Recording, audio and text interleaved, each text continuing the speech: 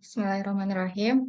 Baik, sebelum kita mulai, dimohon kepada para peserta untuk menonaktifkan mikrofon dan mengaktifkan kamera selama acara berlangsung demi kelancaran jalannya kegiatan. Baik, yang terhormat Bapak Farhan Izzatul Ulya selaku narasumber pada sesi bootcamp pagi hari ini, Kak Abdullah Haidar serta teman-teman bootcamp Tazkiyah Youthpreneur Competition 2025 yang saya banggakan. Assalamualaikum warahmatullahi wabarakatuh. Waalaikumsalam warahmatullahi wabarakatuh. Puji syukur kita panjatkan kehadirat Allah, Tuhan Yang Maha Esa, karena atas limpahan rahmat, nikmat sehat, dan karunia-Nya, kita dapat berkumpul dalam acara Bootcamp Tazkiyah Youthpreneur Competition 2025 dengan tema Empowering Youthpreneurs Digital Innovation for Sustainable Growth. Salawat serta salam tak lupa kita lantunkan pada junjungan kita, Nabi Muhammad SAW, Allahumma sholli wa sallim wa barik alaih, beserta keluarga, sahabat, dan para pengikutnya. Semoga kita semua mendapat syafaat beliau di yaumil akhir. Amin. Ya Rabbal Alamin. Mengizinkan saya memperkenalkan diri, saya Khairunisa Abdurrahman, selaku pemandu acara yang akan membersamai teman-teman semua pada sesi bootcamp pagi hari ini. Saya ucapkan terima kasih kepada teman-teman yang telah meluangkan waktunya untuk hadir, serta kepada narasumber yang bersedia untuk berbagi ilmu dan pengalamannya. Terima kasih juga saya ucapkan kepada sponsorship yang telah mendukung terselenggaranya acara ini, yaitu BTN Syariah, Labirin, Almas Fried Chicken, Ciput Cipta Rasa Putra, Pelangi Hijab, Ashki Micro Takaful Solution, Sido Mampir, dan New Panjang Jiwa Resort. Baik, tanpa berlama-lama lagi, mari kita buka bersama bootcamp pagi ini dengan membaca Al-Basmalah. Bismillahirrahmanirrahim. Selanjutnya, mari kita simak lantunan ayat suci Al-Quran yang akan dibacakan oleh Saudara Afif Zain Al-Ghazi. Kepada Saudara Afif Zain dipersilahkan.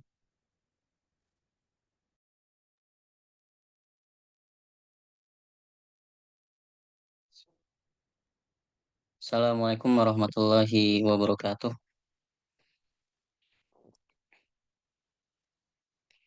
A'udzu billahi minasyaitonir rajim.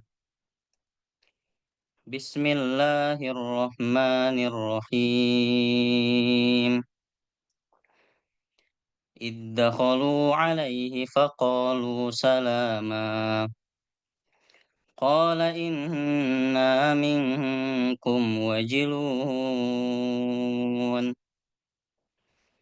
قالوا لا توجل إنا نبشرك بغلام عليم قال أبشرتموني على أن مسني الكبر فبم تبشرون قالوا بشرناك بالحق فلا تكن من القانطين قال ومن يقنط من رحمة ربه إلا الضالون قال فما خطبكم أيها المرسلون قالوا إنا أرسلنا إلى قوم مجرمين إلا آل لوط إنا لمنجوهم أجمعين صدق الله العظيم wassalamualaikum warahmatullahi wabarakatuh. Waalaikumsalam warahmatullahi wabarakatuh. Shadaqallahul azim wa balagha rasulihil karim wa nahnu ala dzalika minasyahidin. Terima kasih kepada Saudara Afif Zain. Semoga berkah bagi yang membaca dan yang mendengarkannya. Baik, berlanjut ke acara berikutnya, yaitu pembacaan profil singkat dari narasumber kita pagi hari ini, Bapak Farhan Izzatul Ulya, SH, CCD. Beliau adalah sosok yang memiliki pengalaman luar biasa di bidang legalitas bisnis dengan rekam jejak yang mengesankan dalam dunia hukum dan konsultasi perusahaan. Beliau adalah seorang praktisi hukum yang memiliki lebih dari 3 tahun pengalaman dan mengelola berbagai aspek legalitas bisnis, mulai dari pendidikan badan usaha, pengurusan perizinan, hingga kepatuhan hukum perusahaan. Saat ini, beliau berperan sebagai legal staff di PT LRT Jakarta. Beliau juga mengelola pelaksanaan rapat umum pemegang saham dan memberikan legal opinion untuk mendukung pengambilan keputusan bisnis yang tepat. Sebelumnya, beliau pernah menjabat sebagai senior legal consultant di Smart Legal ID. Beliau berperan penting dalam membantu berbagai perusahaan untuk memahami dan memenuhi kewajiban hukum mereka, mulai dari mendirikan perusahaan, mengurus izin OSS seperti NIB, SIUP, hingga melindungi kekayaan intelektual klien. Beliau berhasil meningkatkan efisiensi alur kerja konsultasi hukum dari yang sebelumnya memakan waktu 3 hari menjadi hanya 1 hari saja. Pak Farhan yang juga sebagai lulusan Fakultas Hukum Universitas Brawijaya ini juga aktif berbagi pengetahuan sebagai pembicara di berbagai seminar dan pelatihan seputar legalitas bisnis. Ya, demikian profil singkat Bapak Farhan Izatul Aulia. Semua teman-teman udah kebayang gimana gambaran profesionalnya beliau di dunia legalitas bisnis ya. Baik, langsung saja kita masuk ke acara selanjutnya, yaitu penyampaian materi. Silakan teman-teman disiapkan notes-nya untuk mencatat poin-poin penting yang akan disampaikan, dan siapkan pertanyaan untuk sesi tanya-jawab nanti. Baik, mari kita sambut Pak Farhan Izatul Aulia SHCCD. Kepada Bapak Farhan, waktu dan layar dipersilahkan. Ya, terima kasih Mbak Nisa sebelumnya. Suara saya masuk nggak ya Mbak? Masuk, Pak. Masuk ya. Oke, siap. Oke, Assalamualaikum warahmatullahi wabarakatuh. Selamat pagi teman-teman semua. Sebelumnya saya ucapkan terima kasih untuk Mbak Nisa, Mas Afif, Mas Haidar juga ada di sini ya. Dan teman-teman sekalian yang telah mengundang saya ke Taskia Youth Planner tahun 2025 ini ya. Ini pertama kalinya saya mengisi di acara ini. Oke, sebentar saya izin share screen terlebih dahulu.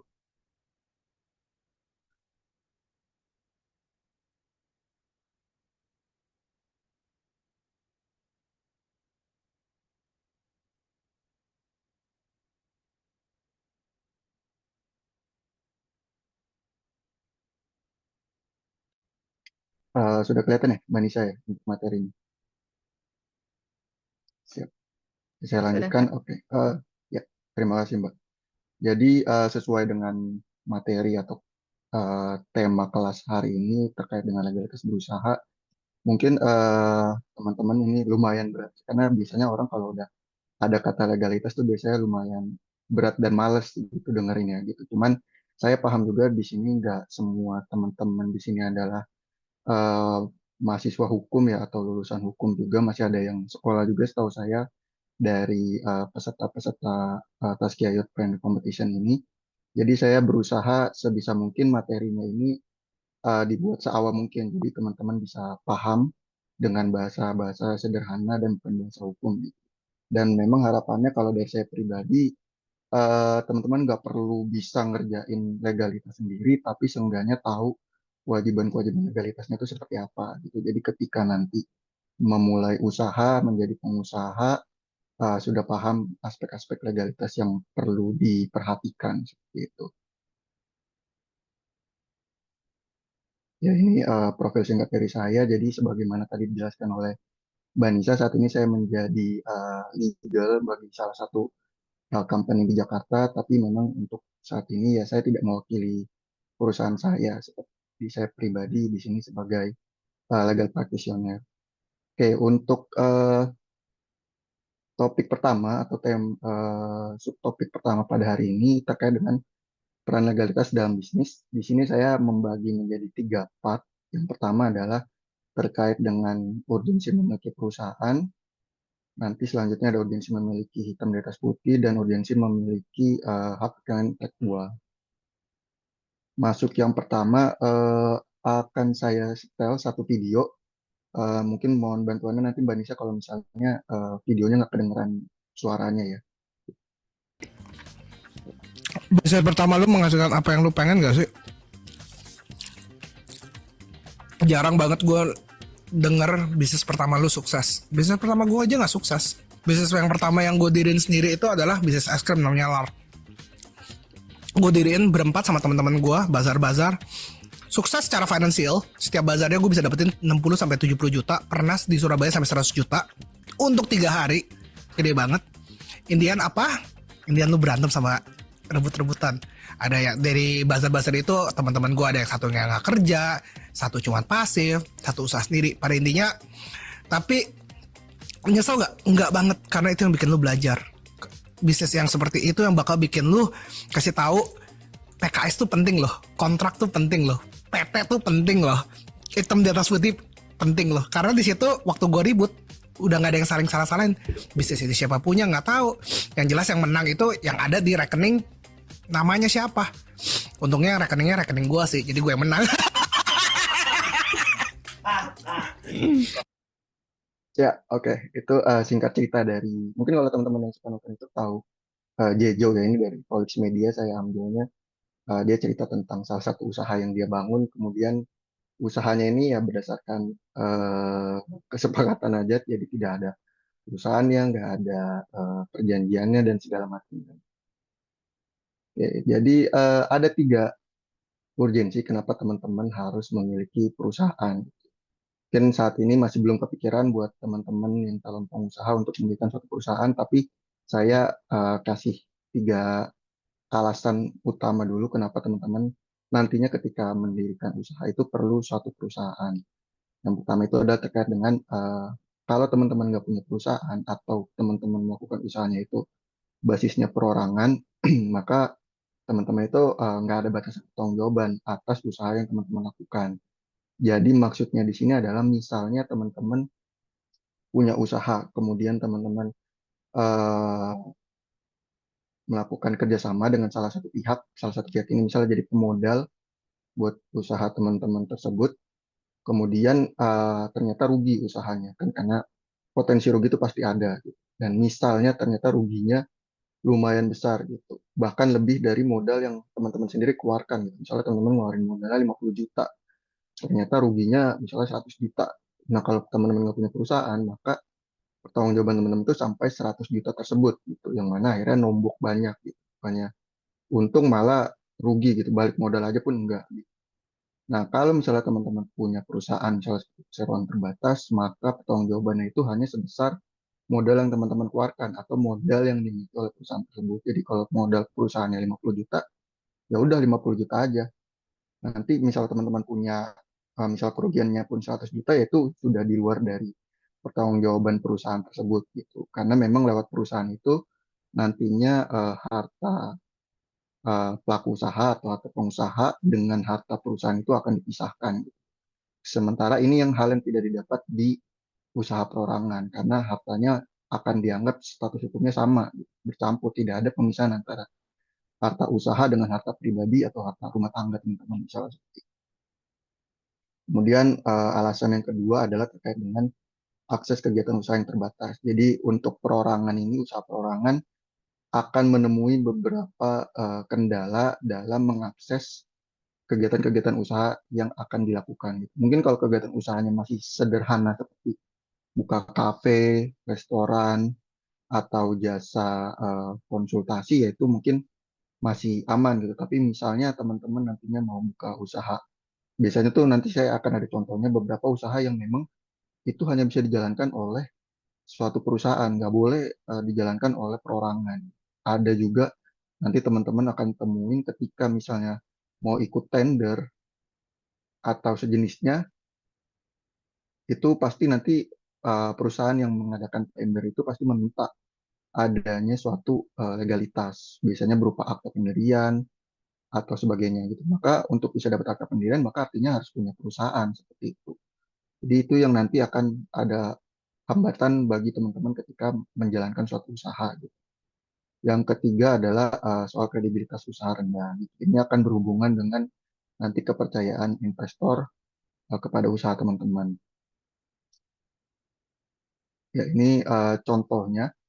Yang pertama itu, ini saya contohkan, ini bukan berarti bahwa 2 contoh ini saja yang akan teman-teman hadapi untuk akses kegiatan usaha yang tidak bisa dilakukan oleh perorangan, tapi akan ada beberapa usaha lain, tapi saya berikan 2 contoh saja. Yang pertama adalah ini, sebentar.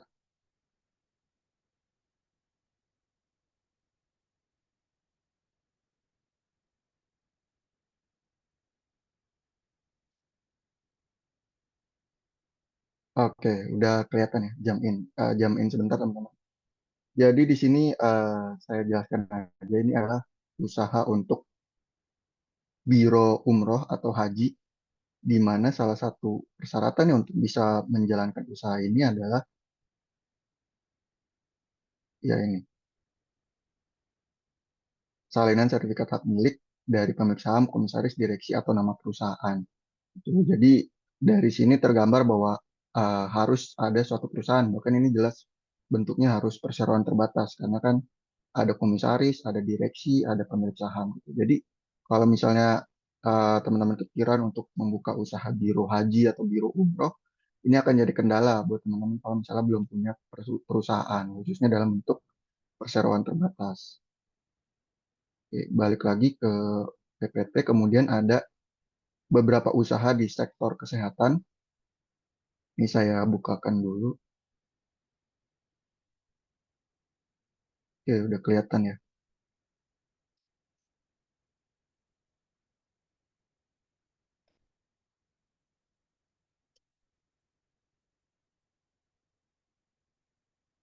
Ya, ini kelihatan ya. Untuk toko obat diselenggarakan oleh pelaku usaha perseorangan atau non perseorangan. Artinya kalau perorangan masih oke untuk dijalankan oleh kita. Apotek boleh pelaku usaha perseorangan maupun non perseorangan.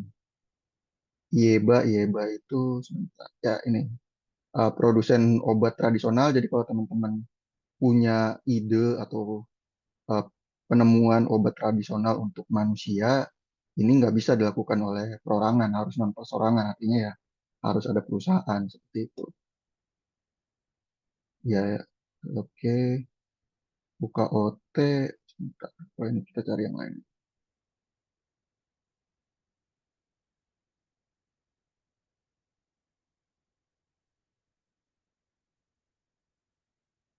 Ya, industri farmasi. Ya, ini kalau untuk jadi produsen farmasi, obat-obatan, maka ini jelas diselenggarakan oleh pelaku usaha non perseroan berbadan hukum perseroan terbatas. Jadi lebih spesifik, nggak cuma perusahaan saja, tapi harus berbadan hukum dalam bentuk perseroan terbatas. Itu mungkin beberapa contoh yang bisa saya perlihatkan bahwa di dalam peraturan perundang-undangan Indonesia ada beberapa kegiatan usaha itu yang tidak bisa dijalankan oleh perorangan, tapi negara atau pemerintah mewajibkan harus dalam bentuk perusahaan. Bahkan terkadang perusahaannya spesifik harus perseroan terbatas. Kemudian ini tender, tadi yang seperti saya jelaskan, kita coba masuk ke websitenya ini perusahaan saya LHT Jakarta. Eh, ini adalah kalau kita misalnya nyari vendor atau kita nyari pengadaan, maka ini kita akan mengadakan tender di mana di sini akan tercantum persyaratan-persyaratan untuk teman-teman ingin mengikuti tender ini. Misalnya saya contohkan satu ini misalnya, ya ini kita sesimpel kita ingin kantor saya itu ingin ada pembelian furnitur dan peralatan kantor pendukung operasional. Ini kan sebenarnya bukan usaha yang ribet dan membutuhkan skill tinggi ya. Tapi di sini syarat kualifikasinya administrasi umumnya ada nomor 5 akta pendirian perusahaan dan akta perubahan terakhir. Artinya dari sini saja sudah terlihat bahwa syarat kualifikasinya harus memiliki akta pendirian, artinya harus ada perusahaan. Jadi kalaupun teman-teman misalnya bisnisnya sudah tinggi sekalipun, kalau misalnya bentuknya masih perorangan, untuk bisa ikut tender di swasta saja, kita nggak harus bicara tender negara, kita bicara tender yang diadakan oleh perusahaan-perusahaan swasta, Telkom, LHT, MRT, dan lain sebagainya, itu mensyaratkan administrasinya harus ada dokumen akta pendirian, yang artinya kalau belum punya perusahaan, maka mohon maaf, untuk ikut tendernya aja nggak bisa, apalagi untuk menang dan melaksanakan pekerjaan ini. Gitu. Jadi itu beberapa hambatan yang akan teman-teman temui kalau belum punya perusahaan. Lalu ini masuk ke poin 3 tadi, kredibilitas usaha rendah. Ini adalah kalau misalnya memang kita butuh untuk adanya investasi dari pihak ketiga atau biasanya investor, yang mana biasanya mungkin lumrah itu ada ada venture company yang masuk ke usaha teman-teman. Ini adalah salah satu. venture company atau perusahaan penanaman modal di Indonesia. Saya coba masuk ke websitenya kemarin, saya cari. Ya, ini adalah daftar perusahaan yang mereka investasikan atau mereka modali. Itu semuanya, bisa teman-teman lihat brandnya, mereknya, asumsi, dan lain sebagainya. Ini perusahaannya ini adalah bukan usaha perorangan, tapi usahanya udah berbentuk perusahaan semua gitu. Jadi memang kalau misalnya untuk merintis awal mungkin teman-teman belum melihat adanya keperluan untuk mendirikan suatu perusahaan, tapi ketika usahanya nanti sudah mulai berkembang, sudah mulai legit, sudah mulai profitnya jelas, itu teman-teman akan temui bahwa oh ternyata butuh nih untuk mendirikan perusahaan, entah tadi alasannya untuk bisa mengakses tender dari swasta atau pemerintah, atau mungkin ingin memperluas jenis usaha atau kegiatan usaha, ataupun misalnya untuk mencari investasi dari pihak ketiga. Gitu. Nah ini yang nanti akan teman-teman temui bahwa diperlukan suatu perusahaan. Oke, setelah dari tadi saya jelaskan urgensinya, maka kita lanjut ke bentuk-bentuk perusahaan. Jadi di Indonesia sendiri sebenarnya perusahaan itu ada banyak bentuknya. Ada banyak banget, tapi di sini akan saya coba jelaskan 4 macam saja atau 4 bentuk perusahaan yang paling umum dijalankan oleh pelaku usaha di Indonesia saat ini. Yang pertama adalah ada CV atau perseroan komanditar. Mungkin teman-teman pernah dengar istilah ini ya di dalam suatu usaha. CV ini terbagi atas 2 jenis pengurus atau pemilik. Jadi pemilik perusahaan itu ada 2. Ada kita sebutnya pesero aktif, ada pesero pasif. Kenapa dibedakan? Karena pesero aktif ini dia ini perannya adalah sebagai penyetor modal atau pemodal plus juga pengurus. Sementara pesero pasif ini dia hanya pemodal saja, dia nggak bisa ngurus. Jadi misalnya CV-nya mau ada tanda tangan kontrak atau CV-nya mau ada melakukan tindakan apa, itu yang memutuskan dan bisa menandatangani dokumen itu adalah pesero aktif. Pesero pasif tuh nggak bisa. Gitu. Jadi pesero pasif tuh seperti investor sebenarnya, tapi dia tercatat sebagai pemilik CV. Makanya kenapa masuk ke poin 2, pertanggungjawabannya akan berbeda antara pesero aktif dengan pesero pasif. Pesero aktif ini akan bertanggung jawab sampai ke harta pribadinya dia. Jadi terlepas dari teman-teman punya perusahaan, tapi kalau perusahaan masih bentuknya CV, untuk pesero aktif pertanggungjawabannya akan sampai harta pribadi. Jadi seperti yang tadi saya contohkan, misalnya ruginya 100 juta, modalnya 50 juta ya nanti 50 juta sisanya akan dicari-cari dari harta pribadi teman-teman. Teman-teman punya mobil ya itu akan bisa dituntut oleh pihak ketiga untuk pemenuhan pertanggungjawabannya. Tapi kalau pesero pasif, nah ini pertanggungjawabannya dia sudah dibatasin, harta pribadinya udah dipisahkan gitu. Jadi pesero pasif dia hanya bertanggung jawab misalnya pesero pasif setor modal ke CV 50 juta ya udah dia bertanggung jawabnya 50 juta saja. Gitu. Tapi pesero aktif dia masih bertanggung jawab sampai harta pribadi. Kemudian CV hanya dapat didirikan dan dimiliki oleh WNI. Jadi kalau teman-teman ada kepikiran untuk mulai bisnis sama WNA dan sebagainya ya nggak bisa karena ini hanya bisa dimiliki oleh WNI saja. Kemudian pendiriannya melalui notaris juga nanti akan ada akta pendirian dari notaris. Biayanya ini bukan biaya yang sakot ya teman-teman. Ini perkiraan yang sudah saya temuin selama mendirikan CV untuk berbagai macam pelaku usaha itu biasanya biaya di notaris itu sekitar 1 juta sampai 3 juta. Gitu. Nanti biayanya akan berbeda dengan pendirian perseroan terbatas. Lanjut kita masuk ke firma. Firma ini mirip-mirip seperti CV. Jadi tapi perbedaannya adalah pengurusnya ini atau pemiliknya ini hanya ada 1 macam. Kalau CV kan tadi ada 2 macam. Pesero aktif, pesero pasif. Kalau di firma hanya ada pesero aktif saja gitu. Jadi ya firma ini biasanya dibentuk oleh usaha-usaha di bidang jasa, misalnya seperti firma hukum, terus firma bisnis arsitektur juga bentuknya kan firma gitu. Dan konsultan-konsultan itu konsultan periklanan dan sebagainya biasanya bentuknya firma. Karena mereka pengennya adalah si pemilik firma tersebut itu adalah orang yang mengurus juga gitu. Makanya misal firma hukum berarti ya pemilik dan pengurusnya harus harus orang hukum gitu, harus lawyer. Firma arsitektur juga pengurus untuk bisa menjadi pengurus dan pemilik firma ya harus arsitektur gitu, nggak bisa dari pihak lain karena mereka sangat mengandalkan keahlian dari si pemilik firmanya tersebut untuk menjalankan bisnisnya. Nah, cuman pertanggungjawabannya akhirnya adalah tanggung renteng atau sama-sama. Jadi kalau kerugiannya tadi 100 juta, ya tanggung renteng.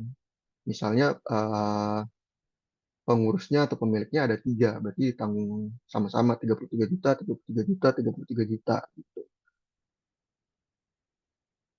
Kemudian untuk pendirian notaris, biaya di notaris, biayanya sama dengan CV. Balik lagi ini perkiraan ya teman-teman.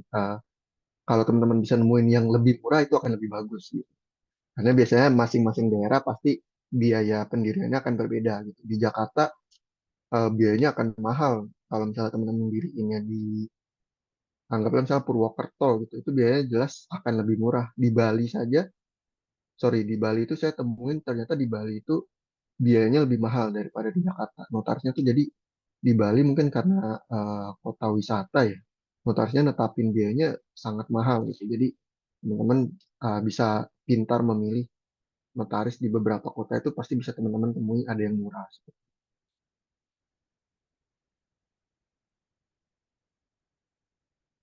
Oke, lanjut bentuk perusahaan ketiga adalah perseroan perorangan. Ini masih awam ditemui oleh pelaku usaha, tapi ini adalah salah satu hasil dari Undang-Undang Cipta Kerja ya. Jadi dulu kan lewat uh, pemerintah sebelumnya Presiden Jokowi itu mengeluarkan Undang-Undang Cipta Kerja yang rame di berita gitu, dan ini salah satu hasilnya itu adalah adanya satu bentuk perusahaan baru namanya itu perseroan perorangan. Ini jadi kayak PT, perseroan terbatas, tapi hanya didirikan oleh satu orang gitu. Nah, untuk ciri-ciri perseroan perorangan, salah satunya adalah didirikan dan pengurusnya adalah satu orang saja. Dan si satu orang ini adalah harus WNI. Jadi nggak boleh WNA itu mendirikan perseroan perorangan. Karena hanya bisa didirikan oleh satu orang, jadi ya ini buat single fighter aja gitu. Kalau teman-teman usahanya sendiri nggak punya partner bisnis atau rekan bisnis ya boleh aja diriin perseroan perorangan. Tapi kalau misalnya ada rencana, oh kayaknya sekarang mungkin belum butuh rekan bisnis, tapi kayaknya nanti ke depannya akan butuh rekan bisnis, jadi sebaiknya jangan perseroan perorangan. Modal maksimal perseroan perorangan ini adalah sampai 5 miliar rupiah. Artinya kalau sudah nanti di atas 5 miliar tadi, entah terlepas dari profit teman-teman makin tinggi sehingga nanti modalnya makin tinggi juga, atau mungkin dapat investasi dari pihak lain. Kalau intinya kalau sudah di atas 5 miliar, itu udah nggak bisa perseroan perorangan. Nah, kondisinya nantinya akan menyulitkan teman-teman karena mau nggak mau perseroan perorangan ini akan dibubarkan, teman-teman harus buat usaha yang baru dalam bentuk perseroan terbatas gitu. Kemudian ya tadi hanya dapat dilakukan oleh WNI, kemudian pemisahan harta pribadi dengan harta perusahaan. Jadinya ini berbeda dengan CV dan firma yang mana masih ada percampuran harta pribadi dengan harta perusahaan. Kalau untuk perseroan perorangan, walaupun namanya perorangan, tapi di sini sudah dipisahkan antara harta pribadi dengan harta perusahaan. Kemudian biaya pendiriannya, ini yang paling murah, biaya pendiriannya hanya Rp50.000 karena perseroan perorangan ini tidak harus didirikan melalui notaris, tapi bisa didirikan oleh teman-teman sendiri lewat, jadi ada website dari Kementerian Hukum dan HAM yang mana nanti biaya pajaknya atau PNBP, penerimaan negara bukan pajak, untuk pendirian perseroan perorangan itu sebesar Rp50.000 gitu. Jadi sangat murah dan yang paling murah sejauh ini gitu. Cuman nanti perlu diberikan matang-matang oleh teman-teman ketika ingin mendirikan perseroan perorangan. Oke, selanjutnya bentuk perusahaan terakhir yang akan saya jelaskan itu adalah perseroan terbatas. PT ini adalah bentuk perusahaan paling umum yang ditemui dalam bisnis saat ini ya, existing saat ini. PT itu adalah perusahaan yang paling umum ditemui. Didirikan oleh minimal dua pihak, artinya nggak bisa didirikan sendiri. Itu harus didirikan oleh dua pihak.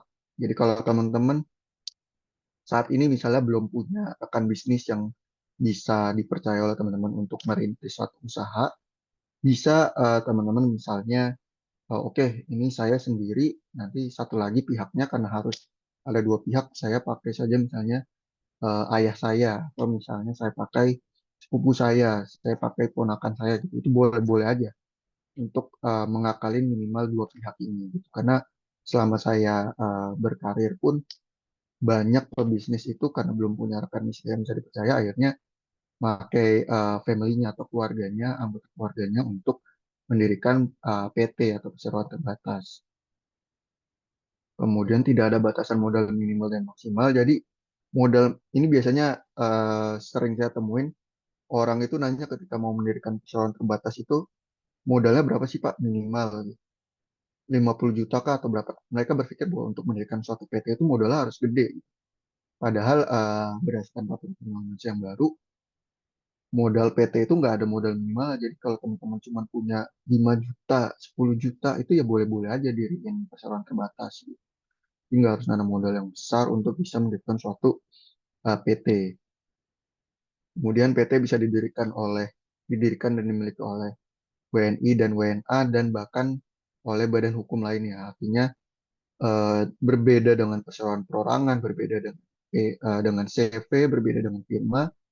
PT ini bisa dimiliki oleh WNA, bisa dimiliki oleh bahkan badan hukum lain. Jadi misalnya, misal kayak Gojek, gitu. Gojek misalnya dimiliki oleh Nadiem Makarim. Kemudian ada venture company-nya adalah penanam modalnya yang lain, misalnya PTA gitu. PTA ini bisa menjadi pemilik dari si Gojek ini bersama dengan Nadiem Makarim. Jadi itulah fleksibelnya memiliki perseroan terbatas.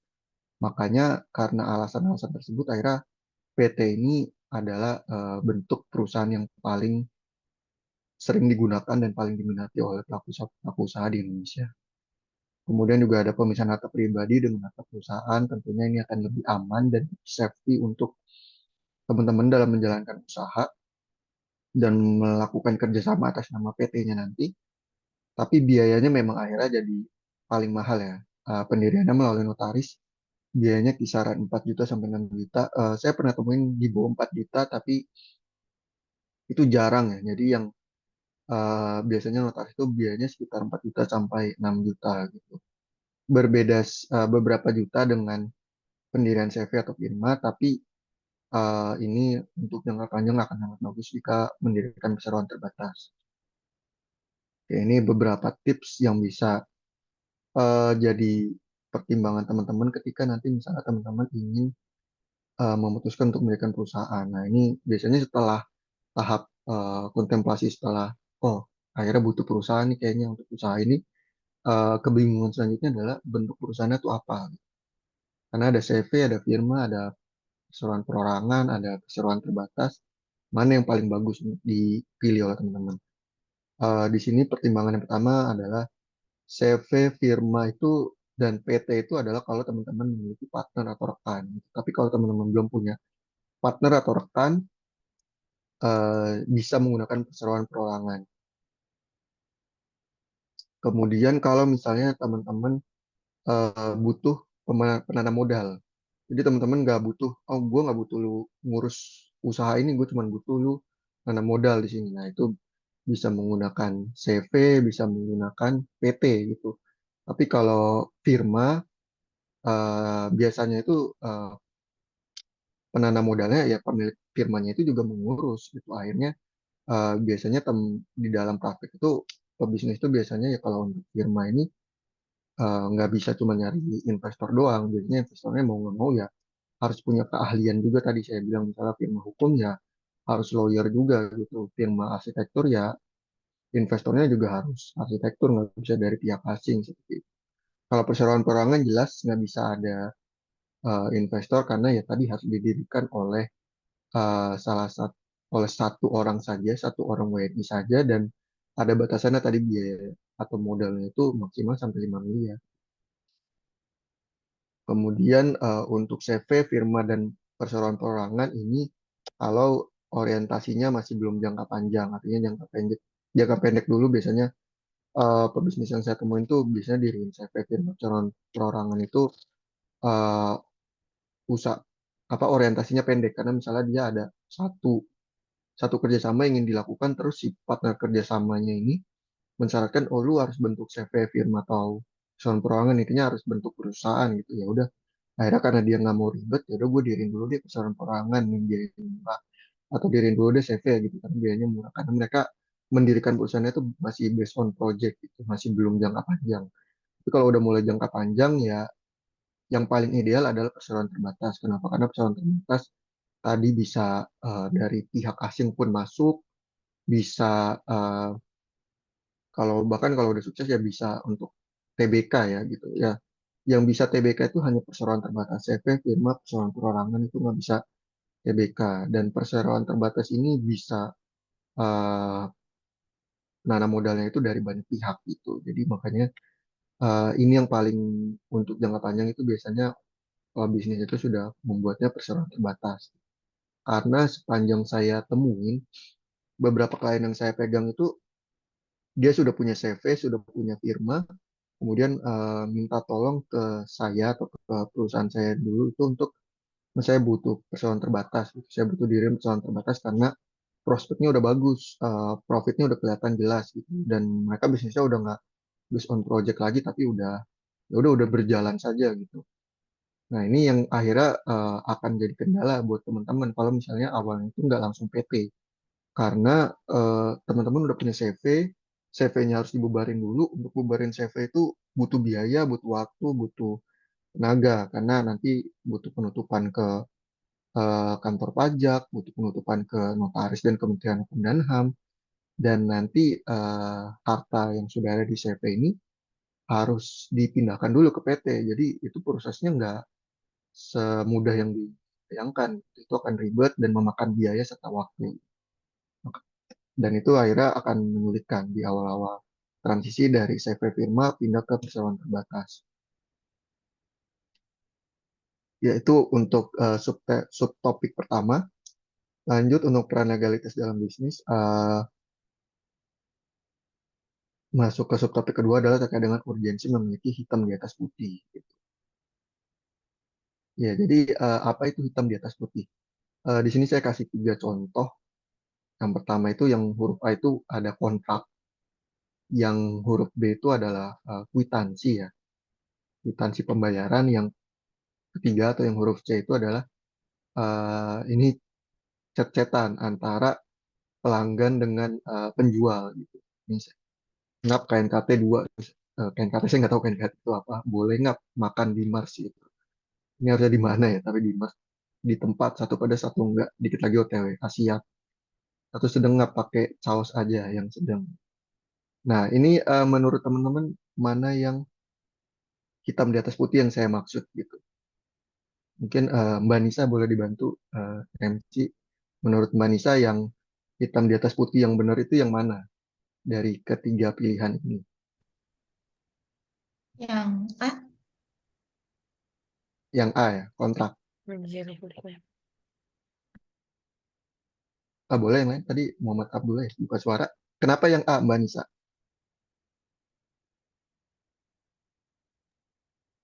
Karena di situ eh, di bawahnya kan tuh dibubuhi tanda tangan dan hitam di atas putih itu maksudnya tinta di atas kertas. Oke, siap. Makasih Mbak Nisa jawabannya. Ya, sebenarnya benar, tapi yang saya ingin jelaskan di sini adalah bahwa hitam di atas putih itu sebenarnya adalah ketiga-tiganya. Jadi mau bentuknya dalam kontrak, mau bentuknya dalam kwitansi, mau bentuknya bahkan dalam chat-chatan dalam WhatsApp, tiga-tiganya ini hitam di atas putih. Jadi teman-teman, kalau misalnya teman-teman nanti melakukan usaha, apapun usahanya, mau sudah dalam bentuk perusahaan maupun masih perorangan, kemudian bisnisnya apakah hanya sekedar bisnis rumahan atau bahkan bisnisnya sudah punya kantor sewa tempat sendiri, pastikan bahwa selalu ada hitam di atas putih ya. Artinya selalu ada tertulisnya gitu. Nggak harus dalam kontrak, nggak harus dalam bentuk kontrak itu kan karena rumit ya, tapi sesimpel dalam bentuk kwitansi atau dalam bentuk WhatsApp sekalipun itu dibutuhkan. Jadi kalau teman-teman belum bisa buat kontrak dengan pihak yang dikerjasamakan, seenggak-enggaknya harus ada bukti tertulisnya, walaupun hanya bentuk bukti tertulis elektronik.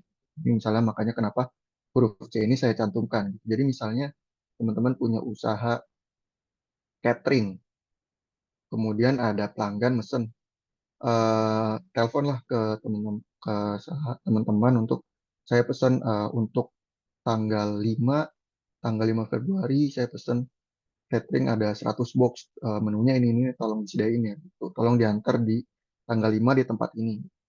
Nah, itu by telepon. Tapi teman-teman nggak punya bukti tertulisnya. Jadi kalau misalnya nanti teman-teman langsung jalanin aja, buat tuh oke ada pesanan 100 nih, kapan lagi gitu. Dijalanin lah sama teman-teman, dibuat itu 100 box menunya ini, ketika diantar ternyata misalnya acaranya batal, atau misalnya ternyata pelanggannya komplain kok menunya ini, kemarin saya bilangnya ini loh, bukan yang ini. Itu nanti teman-teman nggak punya bukti untuk pembelaan diri. Karena hanya lewat telepon. Telepon kan ya ada yang bisa direkam, ada yang nggak bisa direkam. Kalau nggak teman-teman rekam, bukti apa yang bisa teman-teman ajukan untuk membela diri gitu. Jadi dengan bukti tertulis pun walaupun hanya lewat WA itu dibutuhkan oleh teman-teman sekalian. Jadi misalnya kejadiannya seperti tadi lewat telepon mesennya ya sebisa mungkin konfirmasi lewat WA gitu. Dan yang perlu lebih jelas lagi adalah pembayarannya seperti apa, apakah harus DP di depan, apakah bisa di akhir saja gitu. Karena saya pernah temuin ceritanya di Twitter itu, yang cerita itu anaknya, ibunya ini punya usaha catering, kemudian sudah dipesan sekian box, sudah disiapkan, ternyata tiba-tiba dibatalkan. Ketika mau mengonfirmasi untuk diambil pesanannya ini, orangnya nggak ada kabar. Nah, itu kan seperti itu, ya gimana ya, ini sudah keluar biaya di awal, sudah keluar tenaga di awal, ternyata yang nggak ada bukti tertulisnya, gimana mau komplain ke pelanggannya sekalipun. Jadi makanya mau usahanya sesimpel apapun, mau perorangan, perusahaan, mau masih usaha rumahan sekalipun, saya menganjurkan untuk adanya hitam di atas putih gitu. Kalau kontrak jelas untuk usaha rumahan tuh biasanya ribet bikin kontrak gitu mah. Dan pelanggannya pun belum tentu mau ribet lah bikin kontrak, ngapain sih ribet. Nah, tapi seenggaknya harus ada hitam di atas putih ini tadi, yang mana bentuk paling simpelnya ya huruf C tadi yang lewat chat-chatan di dalam pesan yang bisa dibaca.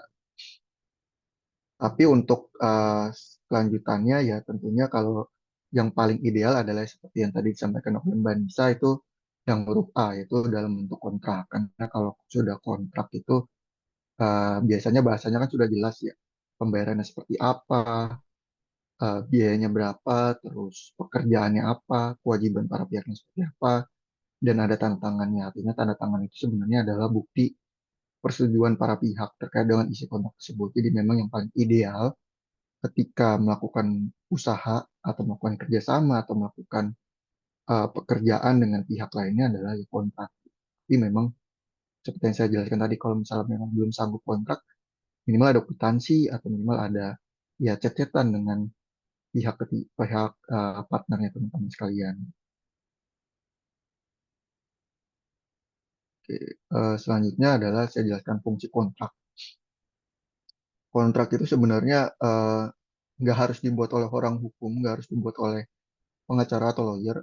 Teman-teman sendiri pun bisa buat kontrak, karena sebenarnya kontrak itu isinya adalah aturan main untuk para pihak dalam melakukan transaksi gitu. Kenapa saya sebut aturan main? Karena dalam kontrak itu ya tadi isinya itu ya misalnya termin pembayaran, pembayarannya mau langsung dilakukan sekarang apa nanti, atau misalnya 7 hari setelah 7 hari sebelum acara, atau misalnya apa itu teman-teman atur di situ. Biayanya berapa, teman-teman atur di situ. Pekerjaannya apa, spesifikasi pekerjaannya seperti apa, itu diatur semua di situ. Jadi kontrak itu nggak harus jelimet dan nggak harus dibuat oleh orang hukum, tapi teman-teman sendiri pun bisa buat dengan bahasa yang sederhana. Dan tujuannya ada kontrak itu adalah buat alat bukti juga, kalau misalnya nanti ada perselisihan di kemudian hari. Nah, ini yang banyak banget ceritanya bahwa pengusaha atau pebisnis itu biasanya di awal itu mikirinnya profitnya saja gitu, tapi akhirnya main gaspol aja nggak ada kontrak, nggak ada apa, udah kita jalanin aja gitu. Berdasarkan itikat baik, berdasarkan kepercayaan dari masing-masing pihak udah dijalanin aja. Tapi ternyata ya ketika nanti ada kendala, sesimpel pembagian keuntungan, pembagian omset gitu. Nanti ya tadi seperti yang cerita di video awal, di mana Diego jelasin, akhirnya ada misalnya kerjasama bertiga, yang satu ternyata kerjanya lebih dikit, terus akhirnya ya udah nih omset lu lebih kecil lah presentasinya dibanding kita berdua. Nah ternyata yang ketiga ini nggak terima, nih kan jadi apa ya, jadi kendala, jadi perselisihan akhirnya gitu. Di awal-awal sih ya semua happy gitu, tapi ketika di akhir-akhir sudah berjalan ada perselisihan, ini yang akhirnya ya gimana, nggak ada kontraknya, nggak ada tertulisnya, apa yang mau jadi landasan, akhirnya kan cuman biasanya ya cuman adu mulut aja gitu, ngotot-ngototan dari masing-masing pihak gitu. Makanya ini kalau ada kontrak ya tadi, misalnya ada persentase keuntungan ya itu bisa diatur di dalam kontraknya. Misalnya persentase keuntungannya, pembagian keuntungannya adalah sama rata gitu, atau misalnya yang satu 30, satu lagi lebih besar 40, itu kan jelas jadinya. Esensi kontrak atau kenapa dasarnya ada kontrak itu sebenarnya adalah, isinya kontrak itu adalah sebenarnya adalah kesepakatan para pihak gitu. Jadi apapun yang disepakati oleh teman-teman untuk menjalankan suatu bisnis atau suatu kerjasama itu dituangkan di dalam kontrak tersebut. Makanya biasanya bentuk yang simpel itu adalah hak dan kewajiban atau prestasi dan kontraprestasi. Prestasi si pihak A misalnya alat menyediakan alat kerja. Kontraprestasi pihak B adalah membayar atas penyediaan alat kerja tersebut. Sesimpel itu. Dan intinya adalah ketika membuat kontrak, apapun yang teman-teman sepakati saat itu dengan si pelanggannya, dengan pelanggan teman-teman, atau dengan partner kerja teman-teman, yaitu yang dituangkan dalam kontrak. Bahasanya seperti apa, terserah. Gitu. Nggak harus bahasa yang bahasa hukum kan kadang ribet ya, dalam pihak pertama berkewajiban untuk bla bla bla bla. Dalam hal ada kondisi demikian, maka salah satu pihak harus bla bla bla. Itu kan bahasa ribet, tapi teman-teman bisa buat dengan bahasa yang sederhana, dengan bahasa sehari-hari, itu pun nggak masalah.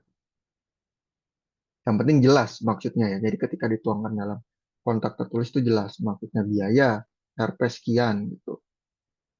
Mekanisme pembayaran dibayar di akhir, dah gitu aja. Nggak usah ribet-ribet. Pakai bahasa sehari-hari pun bisa. Dan itu termasuk dalam kontrak. Nah, ini adalah asas atau prinsip yang berlaku di Indonesia terkait dengan kontrak. Yang pertama adalah kebebasan dalam berkontrak, di mana para pihak bebas untuk membuat kesepakatan apapun dalam kontrak yang dibuat. Itu tadi, jadi nggak ada halangan, nggak ada batasan apapun dalam membuat kontrak. Jadi sebebas mungkin teman-teman membuat kesepakatan dengan pelanggan, dengan rekan kerja. Makanya kan misalnya ada bilang, misalnya teman-teman buat di warung itu misalnya memegang sama dengan membeli, ya itu sah-sah aja. Karena ya terserah teman-teman mau buatnya seperti apa. Tapi ada batasannya dalam kebebasan tersebut. Yang pertama adalah kepatutan, kebiasaan, dan peraturan perundang-undangan. Yang selanjutnya, asas yang kedua adalah kontrak harus ditaati. Jadi ketika kontrak itu sudah ditanda tangan, maka saat itu juga kontrak itu berlaku. Dan berlakunya itu seperti undang-undang bagi para pihak. Maksudnya seperti undang-undang itu adalah, jadi misalnya gini, pemerintah, misalnya yang lagi heboh, pemerintah mengenakan, memberlakukan peraturan PPN 12%. Ya teman-teman nggak bisa bilang bahwa, yes, gue nggak mau 12%, gue mau 11%, gue nggak setuju 12%. Ya nggak bisa, namanya peraturan dari pemerintah, ya itu berlaku untuk seluruh warga negara Indonesia. Dan itu juga yang berlaku sama untuk kontrak. Ketika teman-teman sudah tanda tangan, berlakunya seperti peraturan yang dikenakan oleh pemerintah. Berlakunya ya mengikat dan memiliki konsekuensi gitu. Jadi kalau dilanggar ya ada konsekuensinya. Makanya ketika tanda tangan ya saat itu juga harus ditaati oleh para pihaknya.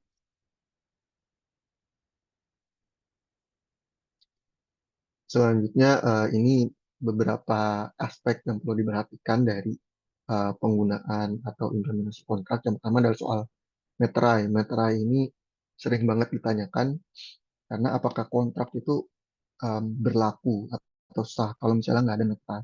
Jawabannya adalah tetap berlaku gitu. Kontrak tetap berlaku dan mengikat meskipun tidak dibubuhi meterai. Nah, fungsinya meterai itu sebenarnya adalah dalam hal kontrak itu ingin dijadikan alat bukti atau barang bukti saat di persidangan, gitu. Jadi prosedur persidangan itu kalau misalnya perselisihan nih, kemudian sampailah ke tahap persidangan. Salah satu pihak mengajukan gugatan ke persidangan. Nah, ketika nanti persidangan itu kan nanti akan ada proses pembuktian. Misalnya si kontrak ini ingin jadikan bukti atas perselisihan yang terjadi gitu. Nah, misalnya kontraknya sebelumnya belum ada meterainya, ya sudah meterainya saja dibubuhkan ke dalam kontrak tersebut, maka kontrak tersebut bisa menjadi bukti persidangan. Tapi kalaupun kontraknya belum ada meterai sekalipun ketika ditandatangan, nggak bisa tuh nanti teman-teman alasan lah ini kontraknya belum ada materainya kok ya belum berlaku lah gitu. Ya nggak bisa kayak gitu. Namanya udah tanda tangan yaitu wujud dari persetujuan teman-teman atas kontrak tersebut gitu. Jadi nggak bisa pakai alasan bahwa belum ada materai maka kontraknya belum berlaku, ya tetap berlaku. Dan cukup satu kontrak itu dengan satu materai saja yang berlaku. Sekarang kan 10.000. Jadi cukup dengan materai 10.000 ya udah cukup. Nggak usah kebanyakan ditandatangan pihak A pakai materai, tanda tangan pihak B pakai materai. Mahal 20.000 lumayan. 10.000 bisa disimpan. Kemudian kontrak multibahasa, maksudnya multibahasa di sini adalah biasanya ini digunakan kalau misalnya kontraknya ini dengan pihak asing, itu dengan WNA. WNA kan walaupun bisa bahasa Indonesia pasti biasanya minta dibuat dalam bahasa negara dia atau bahasa Inggris lah minimal gitu. Jadi kalau misalnya dengan pihak seperti itu, pihak selain warga negara Indonesia, maka kalau misalnya si rekan bisnisnya itu mintanya dibuat dalam bahasa Inggris, sebisa mungkin dibuat dalam bilingual. Jadi harus ada bahasa Indonesianya gitu. Kenapa? Karena ini salah satu hal yang diwajibkan dalam saya lupa Undang-Undang 24 tahun 2009 kalau nggak salah itu tentang bendera, lambang negara dan bahasa Indonesia. Diwajibkan bahwa dokumen Indonesia, dokumen yang ditandatangani Indonesia harus dalam bahasa Indonesia gitu. Kan kalau misalnya pihak satunya itu pihak asing kan pasti keberatan kalau bahasa Indonesia doang. Nah ya mungkin dia nggak ngerti, walaupun dia bahasa Indonesia tapi dia nggak ngerti sepenuhnya. Ya udah nggak apa-apa dibuat dalam bahasa Indonesia dan bahasa Inggris atau misalnya dengan orang Korea bahasa Indonesia dengan bahasa Korea atau mungkin trilingual bahasa Indonesia, bahasa Inggris, bahasa Korea itu nggak masalah. Kontraknya dibuat dalam dua bahasa atau tiga bahasa. Tapi nanti di dalam kontraknya disebutkan nanti kalau misalnya ada perselisihan penafsiran kontraknya pakai apa? Pakai bahasa yang mana? Bahasa Indonesia kah, bahasa Inggris atau bahasa Korea tadi misalnya. Karena kan bisa jadi padanan katanya berbeda tuh. Di bahasa Indonesia padanan katanya seperti ini, bahasa Inggris seperti ini, bahasa Korea seperti ini. Ketika diterjemahkan ternyata bisa berbeda gitu. Nah itu makanya di dalam kontraknya disebutkan dalam hal terjadi perselisihan yang digunakan adalah bahasa Indonesia, misalnya seperti itu. Kemudian yang sudah berkembang saat ini adalah ada tanda tangan elektronik. Tanda tangan elektronik ini sah-sah aja digunakan oleh teman-teman. Jadi kalau misalnya ada pembubuhan menggunakan tanda tangan elektronik, kemarin juga eh, tahun lalu ya sempat heboh itu soal meterai elektronik untuk pendaftaran CPNS. Dan juga ada beberapa website pemerintah sudah menggunakan tanda tangan elektronik. Intinya tanda tangan elektronik itu sudah sah dan berlaku dan boleh-boleh aja, tapi saya pribadi menyarankan bahwa ketika menggunakan tanda tangan elektronik itu menggunakan provider tanda tangan elektronik yang berizin dari Kominfo. Itu contohnya ada Privi, kemudian ada saya lupa yang lain tuh ada Mekari juga ada. eh, Suka ada iklannya Mekari itu juga sudah berizin dari Kominfo. Jadi intinya ketika menggunakan tanda tangan elektronik ini kan biasanya urgensinya muncul ketika para pihaknya itu berbeda kota atau mungkin berbeda negara. Satunya di Jakarta, satu lagi di Bali, dan lumayan ribet kalau misalnya harus terbang ke Jakarta. Di akhirnya ya udah kita tanda tangan elektronik aja biar cepat, yang penting tanda tangan. Ya udah pakai tanda tangan elektronik itu sah-sah aja. Tapi balik lagi saya rekomendasiin menggunakan provider yang sudah berizin dari Kominfo. Itu bisa teman-teman search di Google, ada beberapa provider yang sudah memiliki izin dari Kominfo. Nah, itu yang digunakan oleh teman-teman saja. Karena kalau sudah berizin dari Kominfo artinya secara mereka autentifikasinya dan lain sebagainya itu sistemnya sudah dibuat sedemikian rupa sehingga nanti ketika misalnya ada salah satu pihak yang dia tiba-tiba berkelit atau denial bahwa gue nggak tanda tangan kontrak ini, apa ini tanda tangan palsu gitu. Nah itu lewat si provider itu, lewat si sistem provider itu kelihatan. Ini lu ada tanda tangan jam sekian, tanggal sekian, itu kelihatan gitu. Dan autentifikasinya hanya pihak itu aja yang bisa membubuhkan tanda tangan. Jadi nggak mungkin ini tanda tangan palsu seperti itu.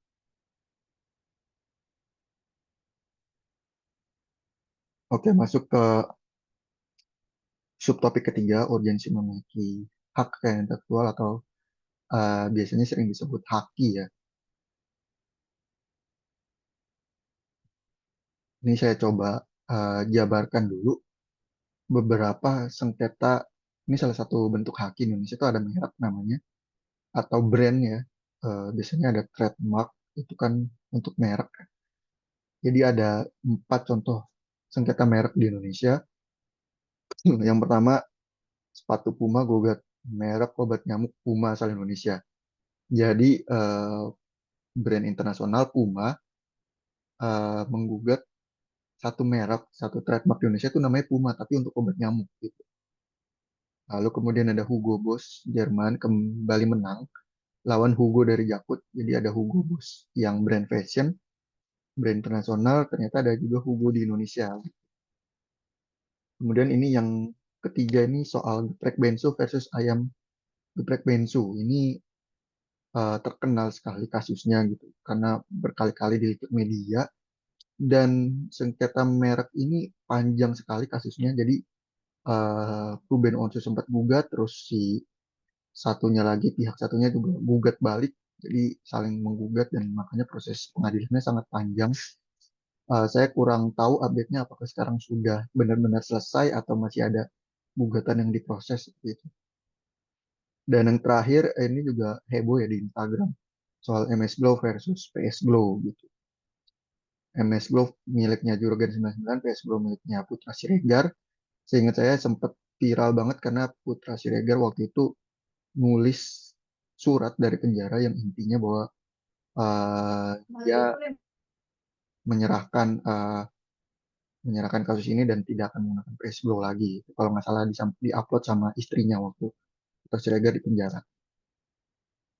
Nah, ini saya akan jelaskan lebih detail kronologi dari salah satu kasus, yaitu terkait dengan Puma Internasional dengan Puma obat nyamuk di Indonesia.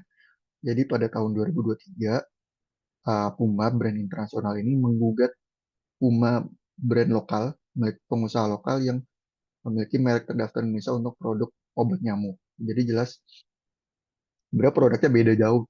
Yang satu brand olahraga dan brand fashion, satu lagi obat nyamuk. Kemudian Puma menganggap bahwa Puma Internasional menganggap bahwa Puma lokal mendaftarkan mereknya dengan itikat buruk karena ingin menjiplak merek Puma sehingga mendapatkan domplengan gitu dari pasarnya karena menggunakan nama yang sama Puma.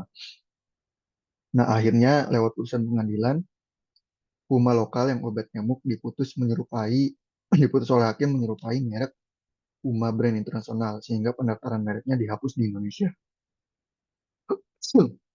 Nah,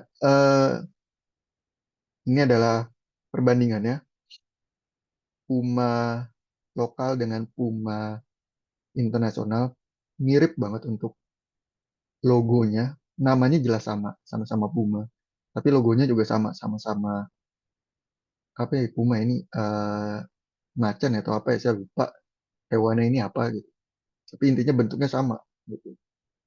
Hewannya lagi loncat di atas tulisan Puma gitu. Jadi karena ini makanya ini mirip banget sehingga akhirnya ya wajar kalau misalnya pengadilan ini memutusnya bahwa merek Puma yang obat nyamuk itu melanggar gitu, melanggar ada itikat buruk sehingga ya walaupun sudah terdaftar akhirnya dihapus juga gitu. Konsekuensi dari merek Puma obat nyamuk dihapus artinya si pengusaha tersebut, si pemilik brand Puma obat nyamuk ini ya kalau misalnya dia masih ada produk obat nyamuk di pasaran itu harus ditarik lagi, nggak boleh dijual lagi. Dia juga harus ganti brandnya, nggak boleh lagi menggunakan Puma dengan logo seperti itu. Ya akhirnya rugi bagi si pengusaha tersebut karena tentunya dia harus menggunakan brand baru, merek baru yang pastinya belum dikenal oleh pelanggannya gitu. Jadi misalnya dia sudah punya pelanggan, sudah punya customer tetap, ya customer tetapnya nanti akan asing lagi gitu karena dia ganti brand.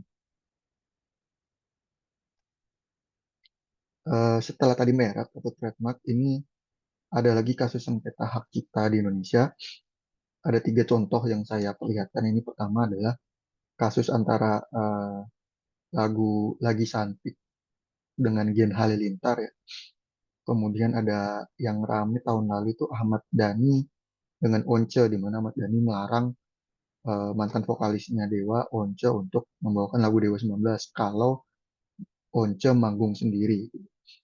Kemudian ada lagi eh, Mall GI didenda 1 miliar karena ternyata saya lupa part apa dari GI itu yang menggunakan hak cipta milik orang lain. Itu akhirnya orang pemilik hak ciptanya ini udah meninggal, tapi si ahli warisnya ini gugat ke GI dan GI ke pengadilan dan GI harus denda 1 miliar. Setahu saya terakhir GI berkomitmen untuk bayar 1 miliar ini ke si ahli waris pemilik hak cipta tersebut. Seperti itu.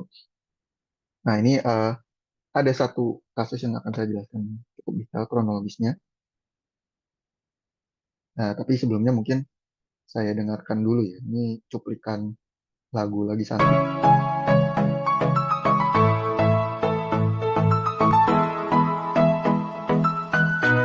Emang lagi cantik, emang kamu cantik. Hei kasihku, hari ini aku cantik, cantik bagai bidadari, bidadari di surgamu.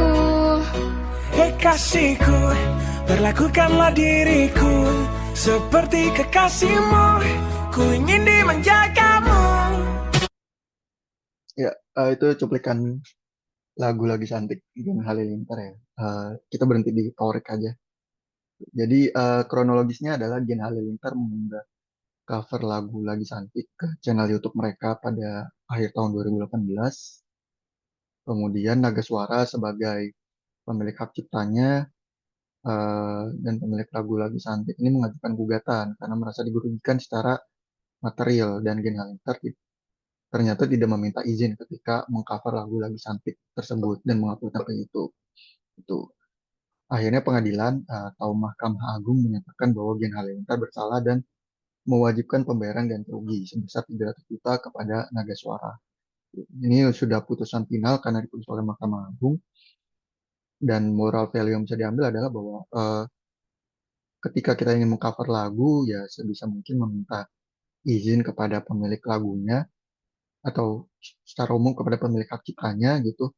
Dan mungkin salah satu aspek yang membuat Naga Suara mengajukan gugatan itu adalah karena pertama Gen Halilintar ini adalah channel YouTube-nya lumayan terkenal, followersnya jutaan, dan ketika mereka upload cover lagu Lagi Santik tersebut, tentunya mereka mendapatkan AdSense dan ada keuntungan komersil yang diperoleh oleh Gen Halilintar lewat video cover lagu Lagi Santik. Makanya kenapa Naga Suara akhirnya merasa ada kerugian material di situ. Karena kalau nggak ada keuntungan ya apa kerugian materialnya. Jadi dari 2 kasus yang saya sampaikan di atas sebelumnya, sebenarnya haki di Indonesia atau hak intelektual di Indonesia itu ada banyak macamnya. Sama kayak perusahaan tadi, macamnya itu ada banyak, tapi ya di sini mungkin saya jelaskan dulu. Ada hak cipta, ada merek, ada desain industri, paten, desain tata letak sirkuit terpadu, rahasia dagang, indikasi geografis, dan KI komunal gitu. Ini contoh dari haki di Indonesianya dalam satu produk. Jadi satu produk HP Samsung ada haki merek lewat Samsungnya. Samsungnya itu kan merek ya, atau trademarknya. Kemudian ada teknologi kamera di dalam HP-nya itu hak paten karena berkaitan dengan teknologi. Kemudian misalnya Samsung lewat HP-nya itu ada lagu bawaan, soundtrack bawaan dari mereka itu ringtone-nya. Lalu kemudian juga ada aplikasi bawaan dari HP-nya itu sistem komputer atau aplikasi itu adalah hak cipta, maksudnya hak ciptanya Samsung.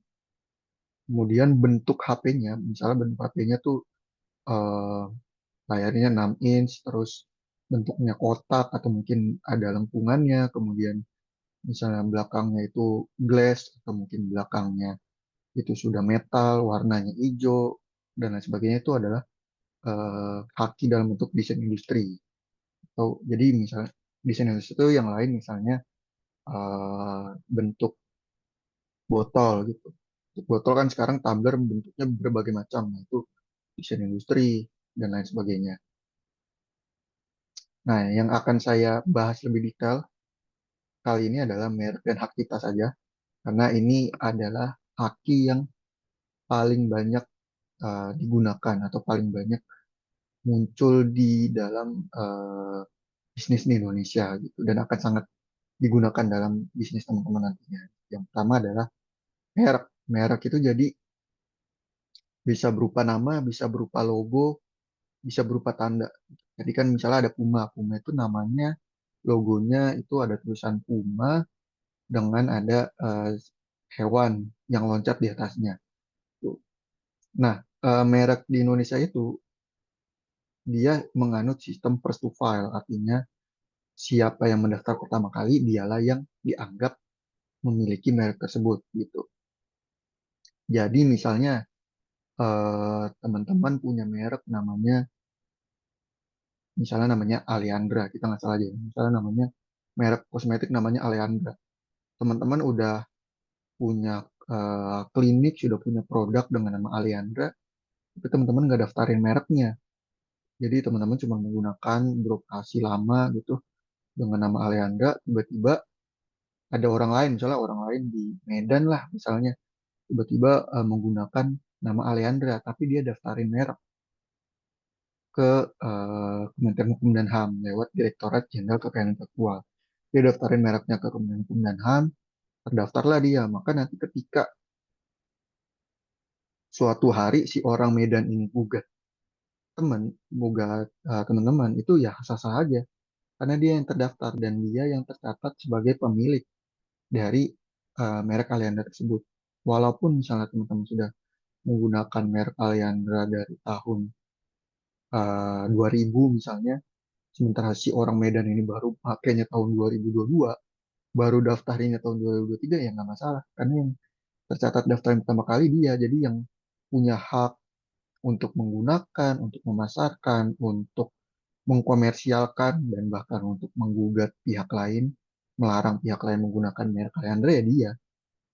Makanya itu seberapa pentingnya merek ini untuk didaftarin. Jadi ketika teman-teman sudah punya satu bisnis dengan merek atau trademark brand tertentu, ya saya sarankan segera daftarkan mereknya gitu. Karena kalau enggak eh, ada pihak lain yang bisa mendaftarkan merek tersebut. Gitu. Dan ini mungkin nggak bisa dibuktikan secara sah ya atau lewat pengadilan gitu. Tapi sudah jadi pengetahuan umum bahwa ada mafia merek di Indonesia gitu. Jadi ada beberapa pihak yang dia ngelihat bisnis orang, terus ngelihat bisnisnya terkenal yang tersebut, dia daftarin lah ke Kementerian Hukum dan HAM. Jadi memang dia ada itikat buruk untuk mendaftarkan suatu merek gitu. Dia nggak jalanin bisnisnya, dia cuma daftarin mereknya aja. Dia ngeliat bisnis orang, oh ini mereknya bagus nih kepake gitu. Kayaknya punya potensi terkenal, ya udah dia daftarin lah merek tersebut duluan ke Kementerian Hukum dan HAM. Jadi nanti ketika teman-teman ketemu ternyata mau daftarin, nyoba daftarin, kehalang sama orang ini nanti ya udah kalau lu mau pakai merek gua, lu bayar ke gua gitu. Dan ini kejadian di Geprek Bensu waktu itu diceritain sama adanya Ruben Onsu kan, Jordi Onsu waktu itu ketika mereka mau pakai nama ayam Geprek Bensu itu ternyata sudah ada yang daftarin duluan. Saya nggak mau nyebut pelaku ini mafia merek atau bukan, tapi intinya ada contoh kejadian seperti itu bahwa orang ini udah daftarin duluan sebelum Ruben Onsu. Akhirnya Ruben Onsu ya mau nggak mau namanya dia kenal dengan Bensu ya, ya udah dijual lah sama si orang tersebut ke Ruben Onsu sekian. Biasanya nggak tahu jumlahnya berapa waktu itu disiapkan oleh Jordi Onsu gitu. Jadi makanya jangan sampai teman-teman mereknya sudah terkenal duluan tapi belum mendaftarin ke Kementerian Hukum dan HAM. Akhirnya ada kendala-kendala seperti itu. Dan masa berlaku merek ini adalah 10 tahun sejak didaftarkan dan dapat diperpanjang secara terus-menerus. Gitu. Nah ini yang kadang orang lupa untuk perpanjang. Saya berapa kali nemu klien itu dia mereknya sudah terdaftar 10 tahun, sudah beroperasional lama dengan merek tersebut, ternyata lupa diperpanjang. Ketika nyampe ke saya, posisinya sudah kadaluarsa mereknya. Kalau sudah kadaluarsa, ada kemungkinan bahwa mereknya didaftarkan oleh pihak lain gitu selama jeda itu gitu. Dan itu nantinya ya belum tentu ketika 10 tahun itu pendaftaran diterima, kemudian ketika memperpanjang, ya itu bukan memperpanjang tapi namanya mendaftar ulang karena sudah kadaluarsa akan diterima lagi gitu. Tapi kalau teman-teman konsisten perpanjang merek selama 10 tahun, merek tersebut akan selamanya jadi milik teman-teman. Bahkan ketika teman-teman meninggal nanti akhirnya jadi milik ahli waris ya, ahli waris teman ini tetap pemilik merek tersebut yang sah seperti itu. Kemudian ada setelah dari merek ada hak cipta. Dari hak cipta ini bentuknya ada 3 ya, ilmu pengetahuan, seni, dan sastra. Ilmu pengetahuan tuh misalnya teman-teman punya rumus baru, rumus matematika baru, atau membuat suatu program komputer atau aplikasi.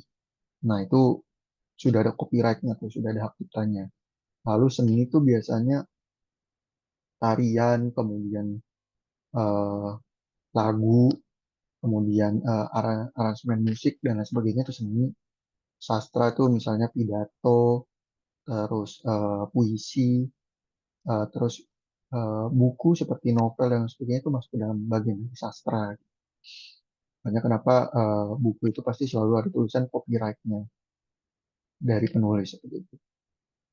Nah dia berbeda dengan merek hak cipta ini, dia nggak siapa yang mendaftar pertama kali, tapi siapa yang first to use atau first to publish, siapa yang mengumumkan pertama kali. Jadi misalnya ada satu puisi, teman-teman membuat suatu puisi gitu, ditulis sama teman-teman di blogspot, blogspot pribadi gitu, blogspot atau mungkin di sosmed deh, Instagram gitu, misalnya di story gitu bikin puisi, ada tulisannya, ada captionnya, atau mungkin di postingan, atau mungkin di Facebook, Twitter, dibuat cuitan atau postingan, ada puisi teman-teman di situ ya. Ketika itu dipublish, diumumkan pertama kali, maka ketika itu pula hak cipta atas ciptaan teman-teman itu sudah muncul. Artinya nggak perlu ada proses pendaftaran ke Kementerian Hukum dan HAM atau ke stakeholder terkait atau instansi yang berwenang, cukup diumumkan saja ke publik, itu teman-teman sudah mendapatkan perlindungan sebagai pencipta dari hak cipta tersebut. Misalnya nyanyi gitu, nyanyi ini inget ya ada lagu dulu Indonesian Idol kan, Angin Bawalah tuh ya, yang terus dibeli Ahmad Dhani itu kan, ya udah coba aja misalnya lewat panggung gitu, panggung Indonesian Idol atau panggung-panggung di jalanan, di kafe, kalau itu lagu teman-teman sendiri, ya ketika dinyanyikan pertama kali di kafe tersebut, maka muncullah si perlindungan atas hak cipta tersebut. Dan untuk hak cipta ini masa berlakunya lama banget, sampai 70 tahun setelah pencipta meninggal. Jadi selama pencipta hidup sampai bahkan ketika pencipta meninggal masih dilindungi selama 70 tahun. Tapi ini artinya kan diturunkan ke ahli warisnya. Makanya tadi seperti kasus Grand Indonesia itu yang dia menggunakan hak cipta orang, itu si penciptanya udah meninggal, tapi ahli warisnya kan masih ada dan belum lewat 70 tahun. Jadi si ahli warisnya masih punya hak untuk menggugat si Grand Indonesia atas ciptaan dari kakeknya atau neneknya waktu itu. Seperti itu. Kalau sudah lewat dari 70 tahun ini, maka itu akan jadi domain publik. Artinya public domain, artinya boleh digunakan sebebas-bebasnya oleh publik atau oleh masyarakat. Nah, kalau misalnya penciptanya itu adalah badan hukum, misalnya yang punya adalah perusahaan gitu. Contohnya misalnya saya, misalnya saya, mungkin saya kalau legal nggak terlalu, ya, tapi misalnya mungkin teman saya yang lain, bagian medianya perusahaan saya itu membuat suatu iklan atau membuat suatu icon dari perusahaan gitu dalam suatu gambar. Nah, walaupun dia yang buat, tapi karena dia membuat itu atas perintah dari perusahaan, atas berdasarkan kontrak kerja dengan perusahaan, maka pemilik atau penciptanya itu yang dianggap pencipta itu adalah si perusahaan tersebut gitu. Bukan si orang tersebut, bukan teman saya, rekan kerja saya, isi perusahaan tersebut. Nah, kalau misalnya yang punya adalah si perusahaan seperti tadi yang saya contohkan, maka masa berlakunya lebih sebentar daripada perorangan, yaitu selama 50 tahun sejak pertama kali diumumkan.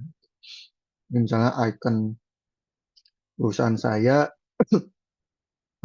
kemudian diluncurkan dalam suatu Instagram, upload Instagram, ya udah 50 tahun sejak diumumkan pertama kali lewat Instagram tersebut. Seperti itu. Ya, ini adalah website Direktorat Jenderal Kekayaan Intelektual atau Kementerian Hukum dan HAM. Websitenya namanya Pangkalan Data Kekayaan Intelektual. Jadi di situ ada saya sertakan linknya. Jadi kalau teman-teman misalnya mau mulai usaha, mau mulai bisnis, kemudian eh, ada merek dagang yang ingin dibuat, atau ada brand atau trademark yang ingin dibuat, saya sarankan untuk cek dulu ke pangkalan data kekayaan intelektual. Apakah merek tersebut sudah digunakan oleh pihak lain apa belum? Kalau misalnya sudah ya lebih baik. Kalau misalnya sudah dan bisnisnya sama atau bersinggungan, lebih baik ganti merek daripada sudah terlanjut maksa pakai merek tersebut, tapi ternyata di akhirnya misalnya ya buruk-buruknya ada gugatan dari merek yang serupa. Ini kan akhirnya jadi sia-sia perjuangan untuk memperkenalkan merek atau brand tersebut untuk produk teman-teman sekalian, untuk bisnis teman-teman sekalian. Nah, akhirnya mau nggak mau ya ngeriset, hitungannya kayak ngeriset bisnis. Kafe misalnya tadinya terkenal, misalnya saya contohin yang terkenal itu kan misalnya Bajawa ya. Bajawa itu kan terkenal banget kafe dengan ada alat musiknya. Misalnya ternyata Bajawa itu sudah ada yang punya gitu. Ternyata kafe Bajawa itu si pemiliknya belum pernah daftarin mereknya. Nah, ini kan akhirnya ya pilihannya opsinya antara membeli merek si orang lain yang sudah mendaftar atau ganti brand, ganti merek gitu. Nah, kalau ganti merek, ganti brand kan akhirnya ya misalnya Bajawa diganti jadi Mustika, ya siapa yang tahu kafe Mustika gitu. Orang kan taunya kafe Bajawa, itu kan akan menjadi kendala ketika nanti membuka cabang berikutnya. Oke, ini masuk ke subtopik kedua, tapi sebenarnya kalau dari saya pribadi, kalau misalnya ada yang mau ditanyakan di tengah presentasi, boleh aja karena takutnya lupa kalau nanti di akhir. Jadi nggak apa-apa kalau misalnya mau memotong-motong untuk bertanya gitu terkait dengan materi yang sedang dijelaskan. Ntar resen aja saya bisa lihat. Yang kedua adalah topik yang kedua adalah terkait dengan keseimbangan antara langkah dan resiko dalam menjalankan bisnis. Langkah dan resiko hukum dalam menjalankan bisnis. Ya, ini yang pertama adalah soal kepatuhan perizinan. Jadi eh, tentunya ketika kita menjalankan usaha akan ada beberapa izin yang memang harus dipenuhi oleh kita sebagai pengusaha dan pelaku usaha. Mau nggak mau ya memang harus kita penuhi karena itu adalah aturan yang diberlakukan oleh negara gitu. Contohnya ini beberapa kasus yang bisa saya raise up itu misalnya ini Holy Wings. Dulu Holy Wings ini kan rame ya. Anies waktu itu gubernur DKI itu Anies cabut izin seluruh outlet Holy Wings di Jakarta karena ternyata untuk teman-teman yang nggak tahu kenapa outlet Holy Wings ini dicabut adalah karena waktu itu Holy Wings itu sebenarnya sudah punya izin tapi izinnya itu saya lupa izinnya itu kayaknya perdagangan minuman atau apa gitu. Inti, intinya izinnya itu harusnya izin Holy Wings itu kan ya teman-teman pasti tahu itu adalah klub malam ya atau bar gitu. Nah si Holy Wings ini nggak punya izin bar, dia punyanya izin yang lain gitu. Yang mana ya otomatis nggak sesuai sama kegiatan usaha yang dia lakuin. Akhirnya ya semua outlet Holy Wings ini dicabut sama Anies, terus ditutup. Makanya akhirnya Holy Wings kan sekarang ganti nama jadi HW dan lain sebagainya gitu ya. Kemudian ada BPOM, Badan Obat dan Makanan, Badan Pengawas Obat dan Makanan di Batam, sita ribuan produk tanpa izin edar. Jadi kalau teman-teman punya usaha misalnya keripik kentang, itu produknya dibungkus gitu. Itu harus punya izin dari BPOM. Atau misalnya eh, kue coklat itu harus punya izin dari BPOM. Termasuk eh, obat pun kalau misalnya kosmetik dan sebagainya itu harus punya izin dari BPOM. Jadi jangan sampai teman-teman mengedarkan tapi nggak punya izinnya dari BPOM. Kan rame banget. Misalnya di podcastnya Dr. Richard tuh kan sering banget ribut-ribut soal izin edar kosmetik yang lagi viral. Ternyata belum ada izinnya dari BPOM. Itu kan selain berbahaya digunakan oleh konsumen juga buat pelaku usaha jelas nanti obatnya ternyata sudah produksi obatnya ternyata disita ya kan ya boncos gitu secara pendanaan secara modal jelas boncos dan ada pidananya juga kalau misalnya seperti itu. Kemudian ada pemerintah Kabupaten Magetan tutup kafe dan karaoke di Mauspati yang tak berizin gitu. Jadi sudah buka kafe ternyata kafenya nggak punya izin. Lalu ada izin usaha Juska. Saya nggak tahu apakah teman-teman khususnya yang masih SMA atau SMK sempat tahu soal Juska atau enggak. Tapi intinya Juska dulu itu sempat punya banyak followers di Instagram viral karena dia bahas soal edukasi keuangan, keuangan pribadi. Ternyata Juska itu izinnya itu cuma lembaga kursus. Sementara Juska ternyata dia itu memberikan jasa konsultasi juga soal keuangan dan juga jasa pengelolaan keuangan pribadi setahu saya. Dan itu jelas harus ada izinnya sendiri dari OJK. Nggak cuma dengan lembaga kursus saja. Ini akhirnya usaha Juska ditutup sampai sekarang. Dan sekarang saya nggak tahu update untuk si pendirinya Juska ini seperti apa kan setahu saya ada gugatan dan perdata secara maupun pidana ke si pendirinya atau pemilik Juskanya ini. Saya nggak tahu kasusnya terakhir seperti apa. Cuman itu ya. Jadi sempat rame bagus, tapi karena izin yang nggak sesuai, jadi nggak cukup punya izin, tapi izinnya pun harus sesuai dengan usaha yang dijalankan. Misalnya izinnya kafe ya jangan sampai punya, usahanya kafe jangan sampai punya izinnya adalah izin warung warung tradisional gitu seperti warteg. Jelas itu berbeda. Ya, saya akan coba perkenalkan beberapa izin yang teman-teman nggak perlu tahu cara ngurusnya seperti apa untuk saat ini, tapi seenggaknya tahu ada dokumen ini untuk usaha teman-teman nantinya. Jadi nanti ketika teman-teman sudah uh, mulai benar-benar menjalankan usaha dan bisnisnya, seenggaknya teman-teman tahu, oh ya dulu gue tahu soal ada nomor induk berusaha NIB.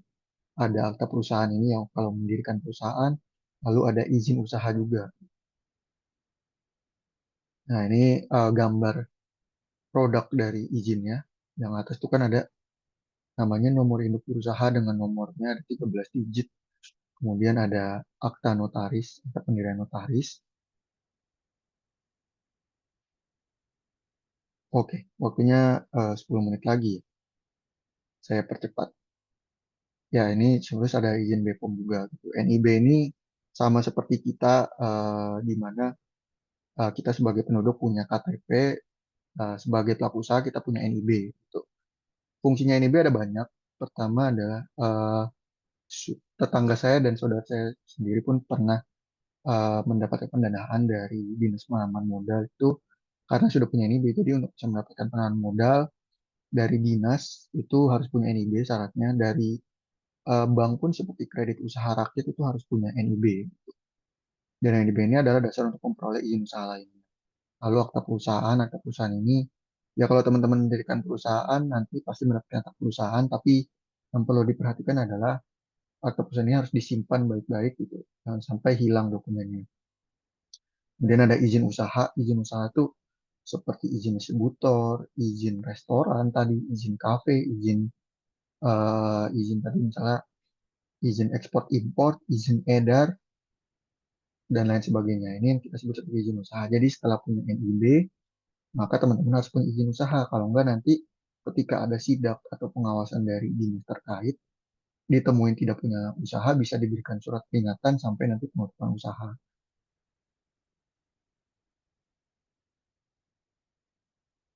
Ya, ini OSS Online Single Submission adalah website yang diperlukan untuk mengurus NIB dan izin usaha tersebut. Jadi nanti bisa dicek sama teman-teman isi websitenya seperti apa. Selanjutnya ada izin bangunan. Izin bangunan ini ada dua ya, IMB, izin mendirikan bangunan, atau mungkin sekarang namanya sudah ganti jadi persetujuan bangunan gedung atau PBG. Lalu ada sertifikat lahan atau sertifikat tanah. Ada SHM, ada SHGB ini bentuk paling lumrah. SHM dan SHGB ini bentuk yang lain ada banyak hak pakai dan lain sebagainya.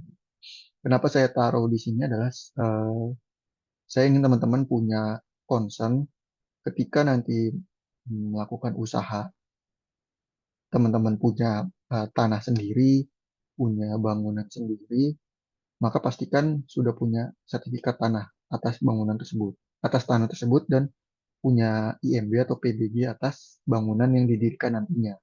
Tapi kalau teman-teman misalnya menyewa bangunan atau menyewa tanah, misalnya untuk kafe dan lain sebagainya, untuk kantor operasional, pastikan bahwa si bangunan tersebut sudah punya IMB atau sudah punya PBG atau tanah tersebut sudah punya SHM atau SHGB.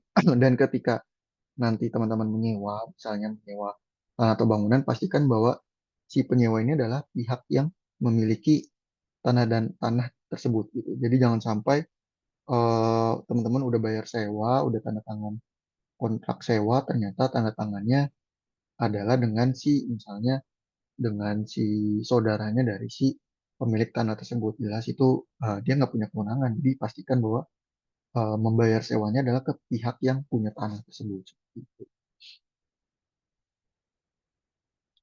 Selanjutnya adalah kewajiban hukum dalam kontrak.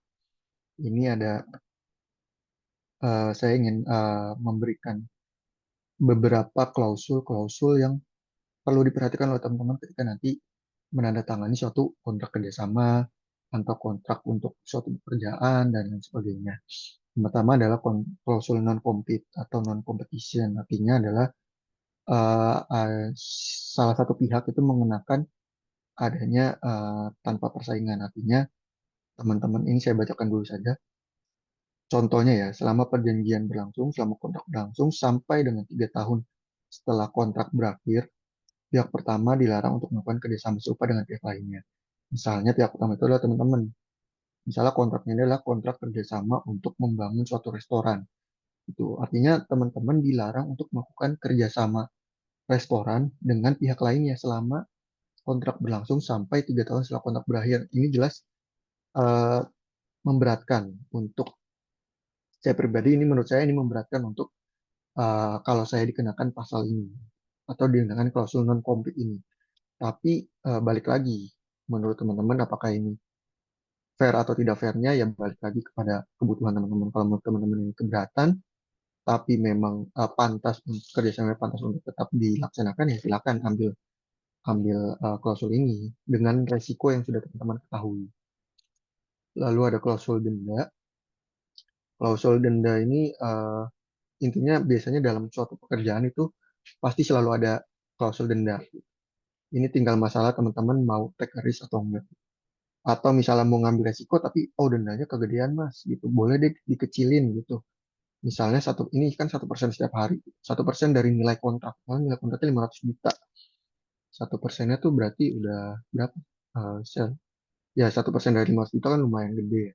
Setiap hari keterlambatan. Jadi misalnya teman-teman nego aja misal 0,5% deh setiap harinya ya silakan aja. Tapi intinya ketika tanda tangan kontrak harus notis bahwa ada klausul denda ini.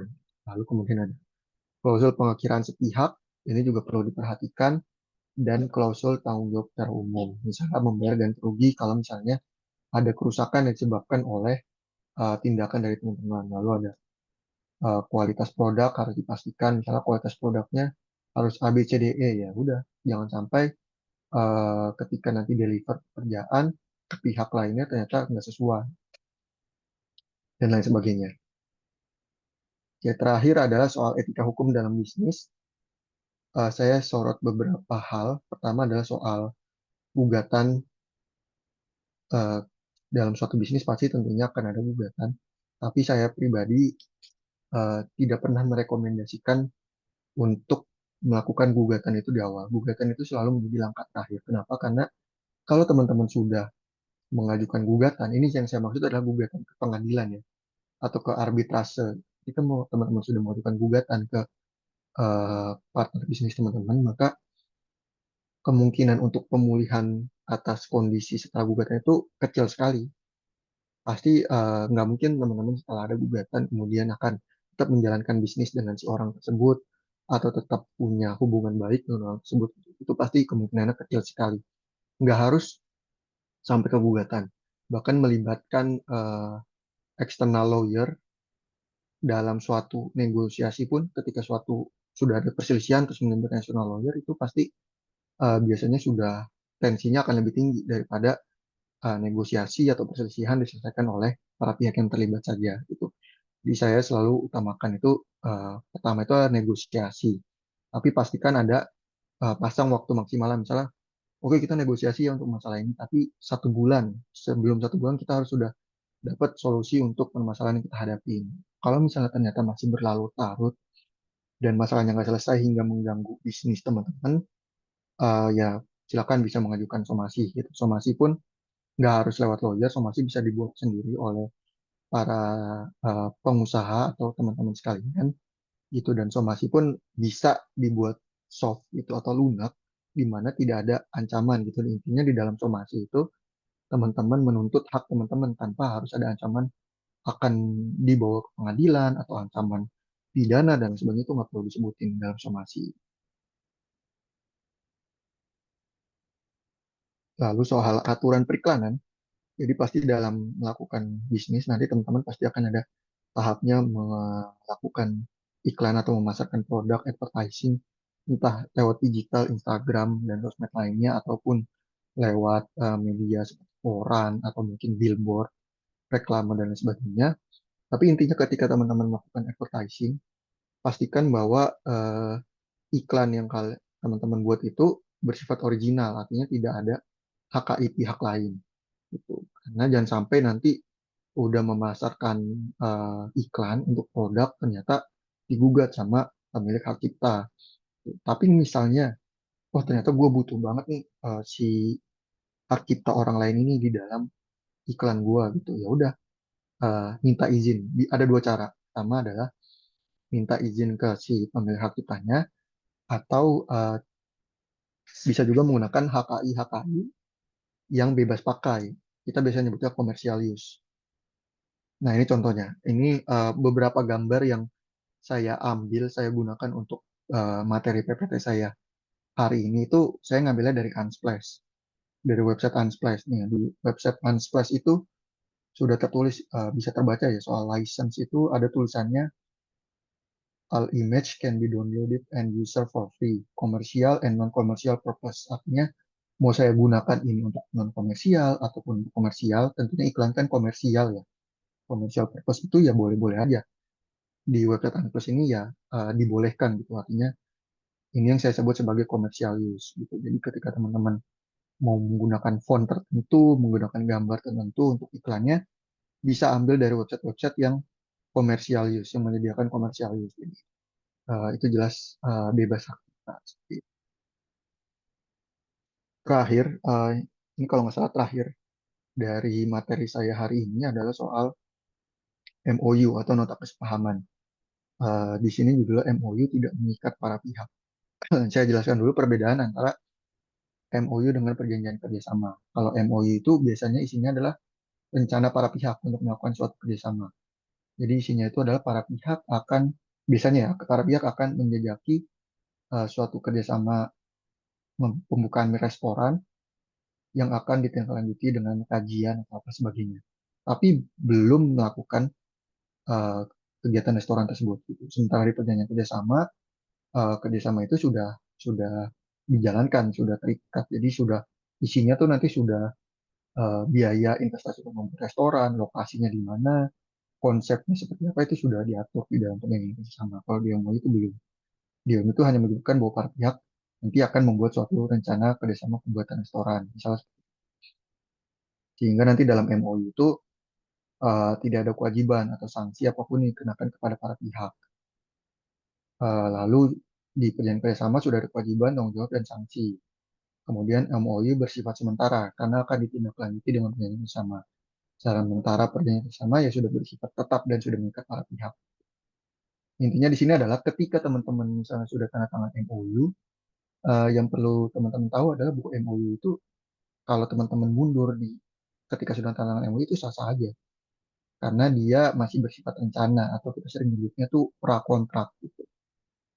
Nah, tapi kredit dari saya adalah catatan pentingnya adalah jangan terpaku hanya pada judul dokumen. Terkadang dokumen berjudul MOU namun isinya sama dengan perjanjian kerjasama. Nah, ini sering saya temuin di klien saya, dokumennya MOU tapi isinya udah rigid sampai hak dan kewajiban para pihak. Jadi judulnya doang MOU tapi isinya udah perjanjian kerjasama. Kalau kayak gitu ya sudah mengikat para pihak. Itulah yang perlu di notes atau diperhatikan oleh teman-teman ketika nanti teman-teman menandatangani suatu kontrak MOU maupun perjanjian kerjasama. Ya, itu mungkin materi yang sudah saya sampaikan. Harapan saya semoga teman-teman bisa nggak perlu harus sudah menjalankan semua yang saya sebutkan tadi, tapi setidak-tidaknya sudah paham dan sudah terinfo terkait dengan legalitas-legalitas dalam menjalankan suatu usaha. Dan akhirnya nanti ketika usaha teman-teman berjalan, ini satu aspek yang bisa diperhatikan oleh teman-teman sekalian. Berikut adalah, ini saya mencantumkan in saya dan nomor WhatsApp mungkin kalau misalnya ada ingin konsultasi atau tanya-tanya lebih lanjut, silakan bisa reach out saya lewat kontak tersebut. Materinya cukup dari saya kembalikan ke Mbak Nisa selaku MC pada hari ini ya. Terima kasih Mbak Nisa. Baik, Masya Allah. Terima kasih banyak pada Pak Farhan Izzatul Ulia untuk penyampaian materinya yang sangat tertata ya. Jadi teman-teman tadi kita udah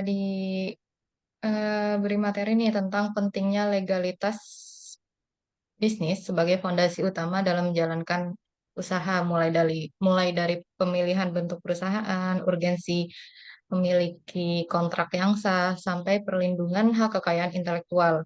Jadi legalitas ini bukan cuma soal memenuhi regulasi, tapi juga melindungi hak, membangun kepercayaan, dan memastikan keberlanjutan usaha di masa depannya.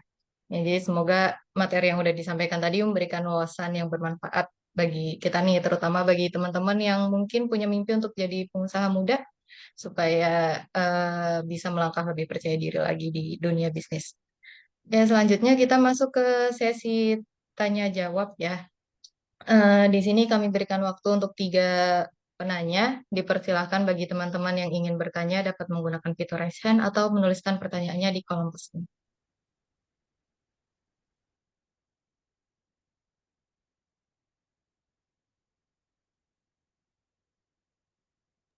Ya, silakan Kak Diana Maulidah. Baik, izin bertanya, Kak. Kan tadi dijelasin contohnya tuh salah satu kan kayak sastra-sastra tuh juga harus mempunyai kayak hak cipta. Nah, sekarang kan lagi tren juga tuh artificial intelligence atau AI. Nah, kalau misal ada puisi gitu, terus sekarang kan AI juga bisa jadiin lagu juga. Nah itu berarti hak ciptanya jatuh ke pembuat puisi atau gimana ya Kak? Terus ada lagi pertanyaan lain. Nah, yang viral sekarang tuh ada yang dokter detektif yang lagi debat sama skincare Sela Saukia.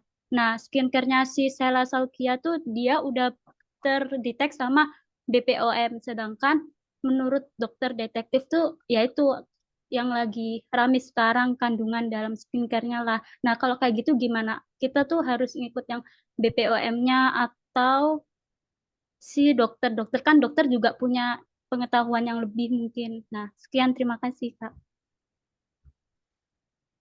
Oke, baik. Pak Farhan ingin pertanyaannya dikumpulkan dulu atau langsung dijawab ya? Boleh dijawab aja langsung, Mbak. Takutnya saya lupa gitu. Baik, silakan. Dari Mbak Diana dulu ya. Terima kasih Mbak Diana untuk pertanyaannya. Dan yang pertama soal AI ini sebenarnya menarik sekali ya Mbak Diana ya. Jadi sejujurnya mungkin saya perlu sampaikan bahwa biasanya peraturan perundang-undangan itu atau hukum di negara manapun itu pasti selalu ketinggalan dibanding teknologi yang berjalan gitu. Nah, di Indonesia sendiri sebenarnya belum ada aturan yang spesifik soal penggunaan AI dan hubungannya soal hak cipta. Gitu. Jadi memang masih ada kekosongan aturan di Indonesia terkait dengan AI tersebut, tapi beberapa pendapat yang bisa saya kutip dari ahli-ahli hukum ya, dosen dan lain sebagainya itu adalah AI ini jelas, misalnya kita membuat suatu karya sastra lewat AI gitu, maka pertama AI ini nggak bisa menjadi penciptanya. Artinya yang bisa menjadi pencipta itu adalah manusia saja. Sementara AI itu kan robot atau sistem itu dia nggak bisa punya hak cipta atas karya sastra yang dibuat si AI itu sendiri gitu. Tapi apakah si orang yang menginstruksikan AI ini untuk membuat suatu karya sastra tersebut adalah sebagai pencipta atau pemilik hak cipta tersebut, ini masih menjadi perdebatan karena masih menjadi perdebatan di kalangan ahli hukum yang bayar di Indonesia gitu. Karena ada yang bilang iya, tapi ada juga yang bilang bahwa ya nggak bisa juga karena AI ini setahu saya, mungkin kalau salah boleh dikoreksi, tahu saya dia kan mengkompilasikan dan mengumpulkan data itu dari internet ya. Artinya dari ketika dia mungkin bikin lagu atau bikin karya sastra, kemungkinan besar itu adalah hasil apa namanya? Hasil olah sistem dia dari kumpulan referensi yang ada di internet gitu. Yang mana bisa jadi itu ada unsur karya sastra orang lain di dalam karya sastra yang dibuat oleh si AI tersebut. Akhirnya kan nggak bisa juga nggak bisa juga dikatakan bahwa si orang tersebut yang memerintahkan AI tersebut adalah sebagai si pemilik hak ciptanya gitu. Jadi pendapat saya pribadi terkait dengan AI ini ya apapun yang dilakukan oleh AI itu penciptanya masih tidak ada gitu. Antara AI maupun si orang yang menciptakan AI itu tidak bisa dikatakan sebagai pencipta atau pemilik hak ciptanya. Itu sih Mbak Diana. Kalau jawaban dari saya ya terkait dengan AI. Kemudian tadi dokter siapa yang viral? Saya sempat lihat cuplikan videonya sih di Dokter internet. detektif yang orangnya pakai Oh, di oh mata ya, itu. oke oke. Ya dokter detektif. Ya saya sempat lihat videonya ada labrak-labrakannya ya di internet. Cuman saya nggak terlalu ngikutin kasusnya. Tapi pada intinya gini, suatu produk kosmetik, obat dan lain sebagainya itu harus dapat izin edar dari BPOM. Namanya juga edar ya. Jadi untuk bisa diedarkan di Indonesia itu harus dapat izin dari BPOM gitu. Nah, ketika sudah mendapatkan izin dari BPOM, harusnya harusnya ya, harusnya itu sudah aman dikonsumsi oleh masyarakat gitu. Tapi mengenai apakah mungkin ada pendapat lain dari dokter mengenai produk ini berbahaya dan lain sebagainya, ya saya nggak bisa nyentuh ranah itu. Tapi kalau dari saya, dari legal, kalau misalnya memang produknya uh, sudah mendapatkan izin edar dari instansi yang berwenang, dalam hal ini adalah BPOM, ya itu harusnya sudah aman dikonsumsi oleh masyarakat. Kalau misalnya ternyata di kemudian hari banyak komplain dari uh, masyarakat yang menggunakan atau mengonsumsi produk tersebut, maka ya itu perlu dicek yang salah apakah dari produknya. Bisa jadi produknya ketika diajukan ke BPOM itu dia nyantumin bahwa apa kandungannya seperti ini, tapi ketika diproduksi ternyata berbeda kandungannya, itu kan mungkin saja terjadi. Jadi perlu dicek apakah ternyata kandungan yang berbeda dengan yang didaftarkan ke BPOM, atau mungkin BPOM kecolongan gitu, bahwa ternyata ada zat yang berbahaya, ketika dicek ternyata lolos, dan ya mungkin human error, ada seperti itu terjadi. Jadi perlu dicari hal seperti itu sih penyebabnya di mana. Tapi kalau saya sih pribadi dari konsumen, ya yang paling utama adalah soal izin edar. Masalah nanti kemudian ada pendapat dokter lain ini berbahaya atau enggak, ya itu kan kita sebagai konsumen yang perlu menyaring lebih lanjut ya dari testimoni-testimoni konsumen sebelumnya seperti itu. Itu Mbak Diana. Semoga menjawab, Mbak. Terima kasih atas pertanyaan. Baik, terima kasih. Oke, terima kasih Kak Diana. Ini berikutnya ada Kak Sakinah. Silakan.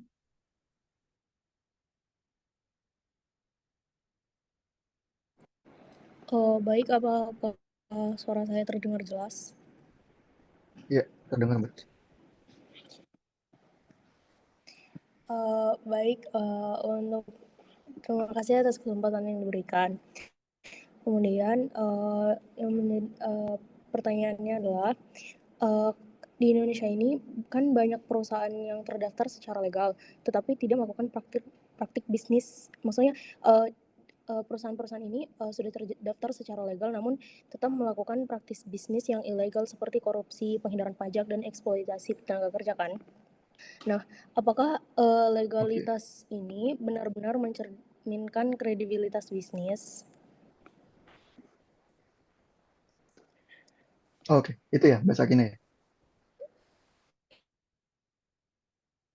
Oke, ya makasih Mbak Sakina pertanyaannya. Eh, apakah dokumen-dokumen legalitas tersebut menunjukkan praktek usaha yang benar ya intinya ya? Ya saya harus jawab, ya sayangnya enggak ya.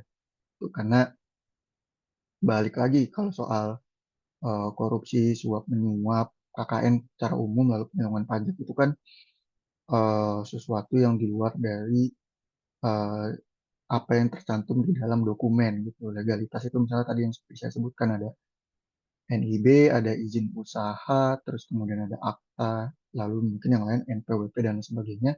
Itu kan hanya di atas kertas ya Mbak ya. Bahkan ketika kita misalnya ikut tender pun, kadang itu kan ada laporan keuangan. Biasanya kalau misalnya kita ikut tender tuh, selain ada dokumen legalitas, kita diminta juga melampirkan laporan keuangan. Kayak perusahaan saya tuh misalnya untuk beberapa proyek yang nilainya besar, misalnya kayak konstruksi apa gitu ya, itu pasti vendor-vendor yang melakukan tender itu dilampirkan laporan keuangan yang kita minta, gitu. Laporan keuangan, terus bukti pekerjaan misalnya selama 5 tahun ke belakang gitu. Nah itu kan sebenarnya suatu yang bisa dimanipulasi ya, artinya kita baca nih, oh laporan keuangannya oke nih, modalnya besar gitu, harta kekayaannya juga gede, jadi kalau misalnya kenapa-napa perusahaannya kita bisa gugat atau sebagainya seperti itu gitu. Terus juga kita ngelihat bukti pekerjaan dia, bukti kerjasama dia selama 5 tahun ke belakang itu ada nih, misal kontraknya sama berbagai macam perusahaan, Pertamina, Telkom, eh, kemudian misalnya Astra dan sebagainya, perusahaan-perusahaan gede, kita ngelihat nilai kontraknya pun gede gitu. Tapi kita nggak pernah bisa ngecek bahwa itu adalah kontrak yang asli. Bisa jadi itu selalu ada potensi bahwa itu dimanipulasi. Jadi sebenarnya ya balik lagi kalau misalnya soal penyelewengan atau bisnisnya ternyata ada KKN dan lain sebagainya, itu nggak bisa tergambar dari legalitas yang dia punya. Jadi legalitasnya lengkap segala macam, ternyata ada penyelewengan dana dan sebagainya, kan seperti yang baru-baru ini kan ada e-fishery ya. E-fishery itu kan ternyata laporan keuangannya dimanipulasi selama ini gitu. Dan bahkan dia bisa lolos dari auditor gitu. Itu kan suatu hal yang lumayan besar juga gitu, suatu fenomena besar gitu. Jadi ya, tapi intinya adalah legalitas itu kalau nggak punya legalitas udah pasti bisnisnya nggak benar, itu aja sih Mbak. Bisnisnya ilegal. Tapi belum tentu kalau nggak udah belum tentu kalau legalitasnya lengkap artinya bisnisnya legal seperti itu sih. Mungkin jawaban dari saya Mbak saat ini. Ya, terima kasih Kak. Sama-sama. Baik, terima kasih banyak pada Kak Diana dan Kak Sakina yang sudah bertanya, dan terima kasih Pak Farhan atas jawabannya. Ini kayaknya udah nggak ada pertanyaan lagi. Kita berlanjut ke sesi closing statement. Dipersilakan Pak Farhan untuk memberikan pesan singkat dalam closing statement. Ya, oke. Terima kasih Mbak Nisa. Saya ucapkan terima kasih untuk Mbak Nisa dan panitia Taskia Youth Trainer Bootcamp tahun 2025 dan teman-teman sekalian para peserta. Semoga apa yang saya sampaikan hari ini, seperti yang sudah saya sebutkan di awal dan di akhir juga sebelumnya, saya berharap apa materi yang saya sampaikan hari ini dapat bermanfaat untuk teman-teman sekalian.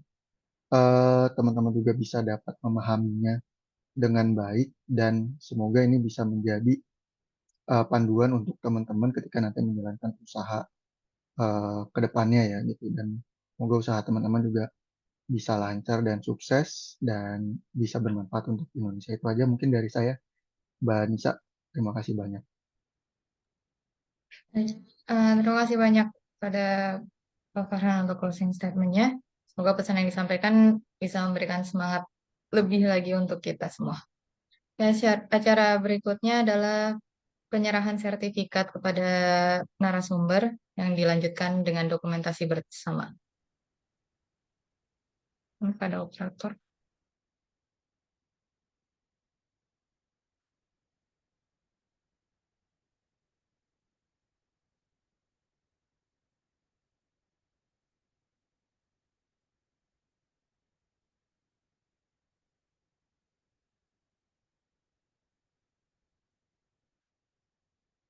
Baik, kita akan izin ya Pak buat kita penyerahan sertifikat dulu. Izin screenshot. 1, 2, 3. Oke. Lanjut kita dokumentasi untuk seluruh peserta. Boleh teman-teman dinyalakan dulu kameranya.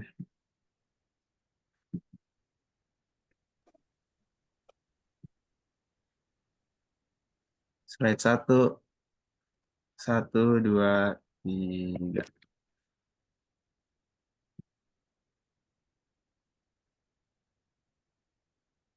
Slide 2, 1, 2, 3.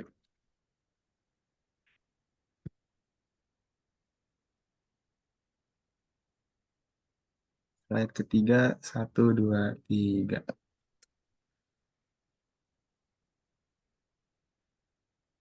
Ya, baik. Terima kasih. Saya kembalikan ke MC. Baik, terima kasih banyak. Dan alhamdulillah kita memasuki penghujung acara, yaitu pembacaan doa yang akan dibawakan oleh Saudara Rijal Al-Jabir. Padanya dipersilakan. Izin memandu doa teman-teman. Mari kita bersama-sama tundukkan hati untuk berdoa. Astaghfirullahaladzim, astaghfirullahaladzim, astaghfirullahaladzim. A'udzu billahi minasyaitonir rajim. Bismillahirrahmanirrahim. Alhamdulillahi rabbil alamin. Hamdan syakirin, hamdan na'imin, hamdan yuafi ni'amahu wa yukafi'u mazidah. Ya Rabbana lakal hamdu kama yanbaghi li jalalika al-karimi wa azimi sultanik. Allahumma salli ala sayyidina Muhammad وعلى آل سيدنا محمد. اللهم إنا نسألك سلامة في الدين وعافية في الجسد وزيادة في العلم وبركة في الرزق وتوبة قبل الموت ورحمة عند الموت ومغفرة بعد الموت اللهم هون علينا في سكرة الموت ونجة من النار والعفو عند الحساب ربنا ظلمنا أنفسنا وإن لم تغفر لنا وترحمنا لنكونن من الخاسرين ربنا لا تزغ قلوبنا بعد إذ هديتنا وهب لنا من لدنك رحمة إنك أنت الوهاب ربنا هب لنا من أزواجنا وذرياتنا قرة أعين واجعلنا للمتقين إماما ربنا آتنا في الدنيا حسنة وفي الآخرة حسنة وقنا عذاب النار وصلى الله على سيدنا محمد وعلى آله وصحبه وبارك وسلم سبحان ربك رب العزة عما يصفون وسلام على المرسلين والحمد لله رب العالمين.